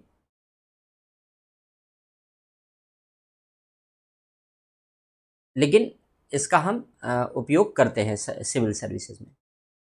तो भारत की जो सिविल सर्विसेज डिफाइन की गई हैं, जिस कॉन्सेप्ट पर बनाई गई हैं, उस कॉन्सेप्ट को रैंक क्लासिफिकेशन कहते हैं। वो रैंक क्लासिफिकेशन पुराना, घटिया, सरल और सामान्यज्ञों को, आईएएस अधिकारियों को महत्व देने वाला, विशेषज्ञ अधिकारियों के मनोबल को गिराने वाला वर्गीकरण है, जो भारत में हमने कॉन्सेप्ट के तौर पर अपना रखा है।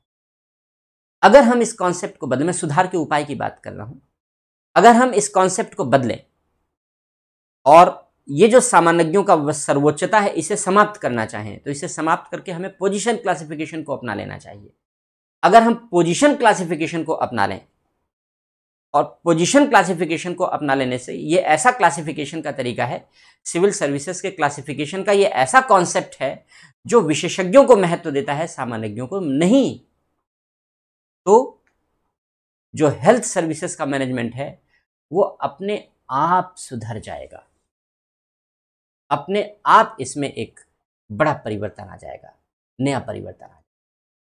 तो इस कॉन्सेप्ट को अपनाने की जरूरत है, और विकसित देशों ने वो विकसित इसीलिए है क्योंकि उन्होंने नए प्रोग्रेसिव कॉन्सेप्ट अपनाए, इसलिए वो विकसित है। हम पिछड़े इसलिए हैं क्योंकि हम पिछड़ी मानसिकता वाले कॉन्सेप्ट को ढो करके चल रहे हैं, लेकर के चल रहे हैं।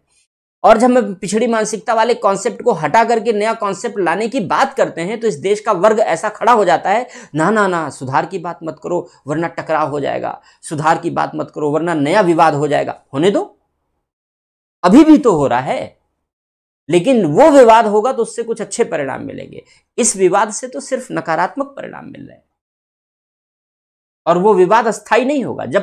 जब हम नए कॉन्सेप्ट को अपना लेंगे, जब हम नए कॉन्सेप्ट को अपना लेंगे और नए कॉन्सेप्ट को इंट्रोड्यूस कर लेंगे, तो उस कॉन्सेप्ट को सबको मानना ही पड़ेगा। जब संसद उसको कानून के रूप में पारित कर देगी, जब राष्ट्रपति उस पर हस्ताक्षर कर देगा, तो विवाद कैसा, तब तो सबके लिए मानना बाध्यकारी है। तो हमें थोड़े से सिस्टमेटिक चेंजेस लाने होंगे अगर हम अपने सिस्टम को बदलना चाहते हैं। ये समय ब्यूरोक्रेसी के चेंज का समय है। हालांकि बहुत दिनों से हम कह रहे हैं, जब से 2 दशक से ज़्यादा तो हो गए पब्लिक एड मुझे पढ़ाते हुए, 99 से हम तब से कह रहे हैं कि ये समय ब्यूरोक्रेसी के चेंज का समय आया ही नहीं आज तक, क्योंकि कोई चेंज नहीं आया। और जब एप्पल भी आए थे, अमेरिका के प्रशासक थे एप्पल भी, उनको 1953 में भारत बुलाया गया था, और 2 बार आए थे वो भारत, और उन्होंने भारत की प्रशासनिक व्यवस्था का अध्ययन करके और सिफारिश की बात की थी। उन्होंने तब कहा था कि चेंज की जरूरत है, क्योंकि जो इंडियन एडमिनिस्ट्रेशन है, जो इंडियन एडमिनिस्ट्रेटिव सिस्टम है, वो ब्रिटिश माइंडसेट से बनाया गया है, और इस ब्रिटिश माइंडसेट वाले सिस्टम को बदलने की जरूरत है। क्योंकि आज भी अगर हम देखें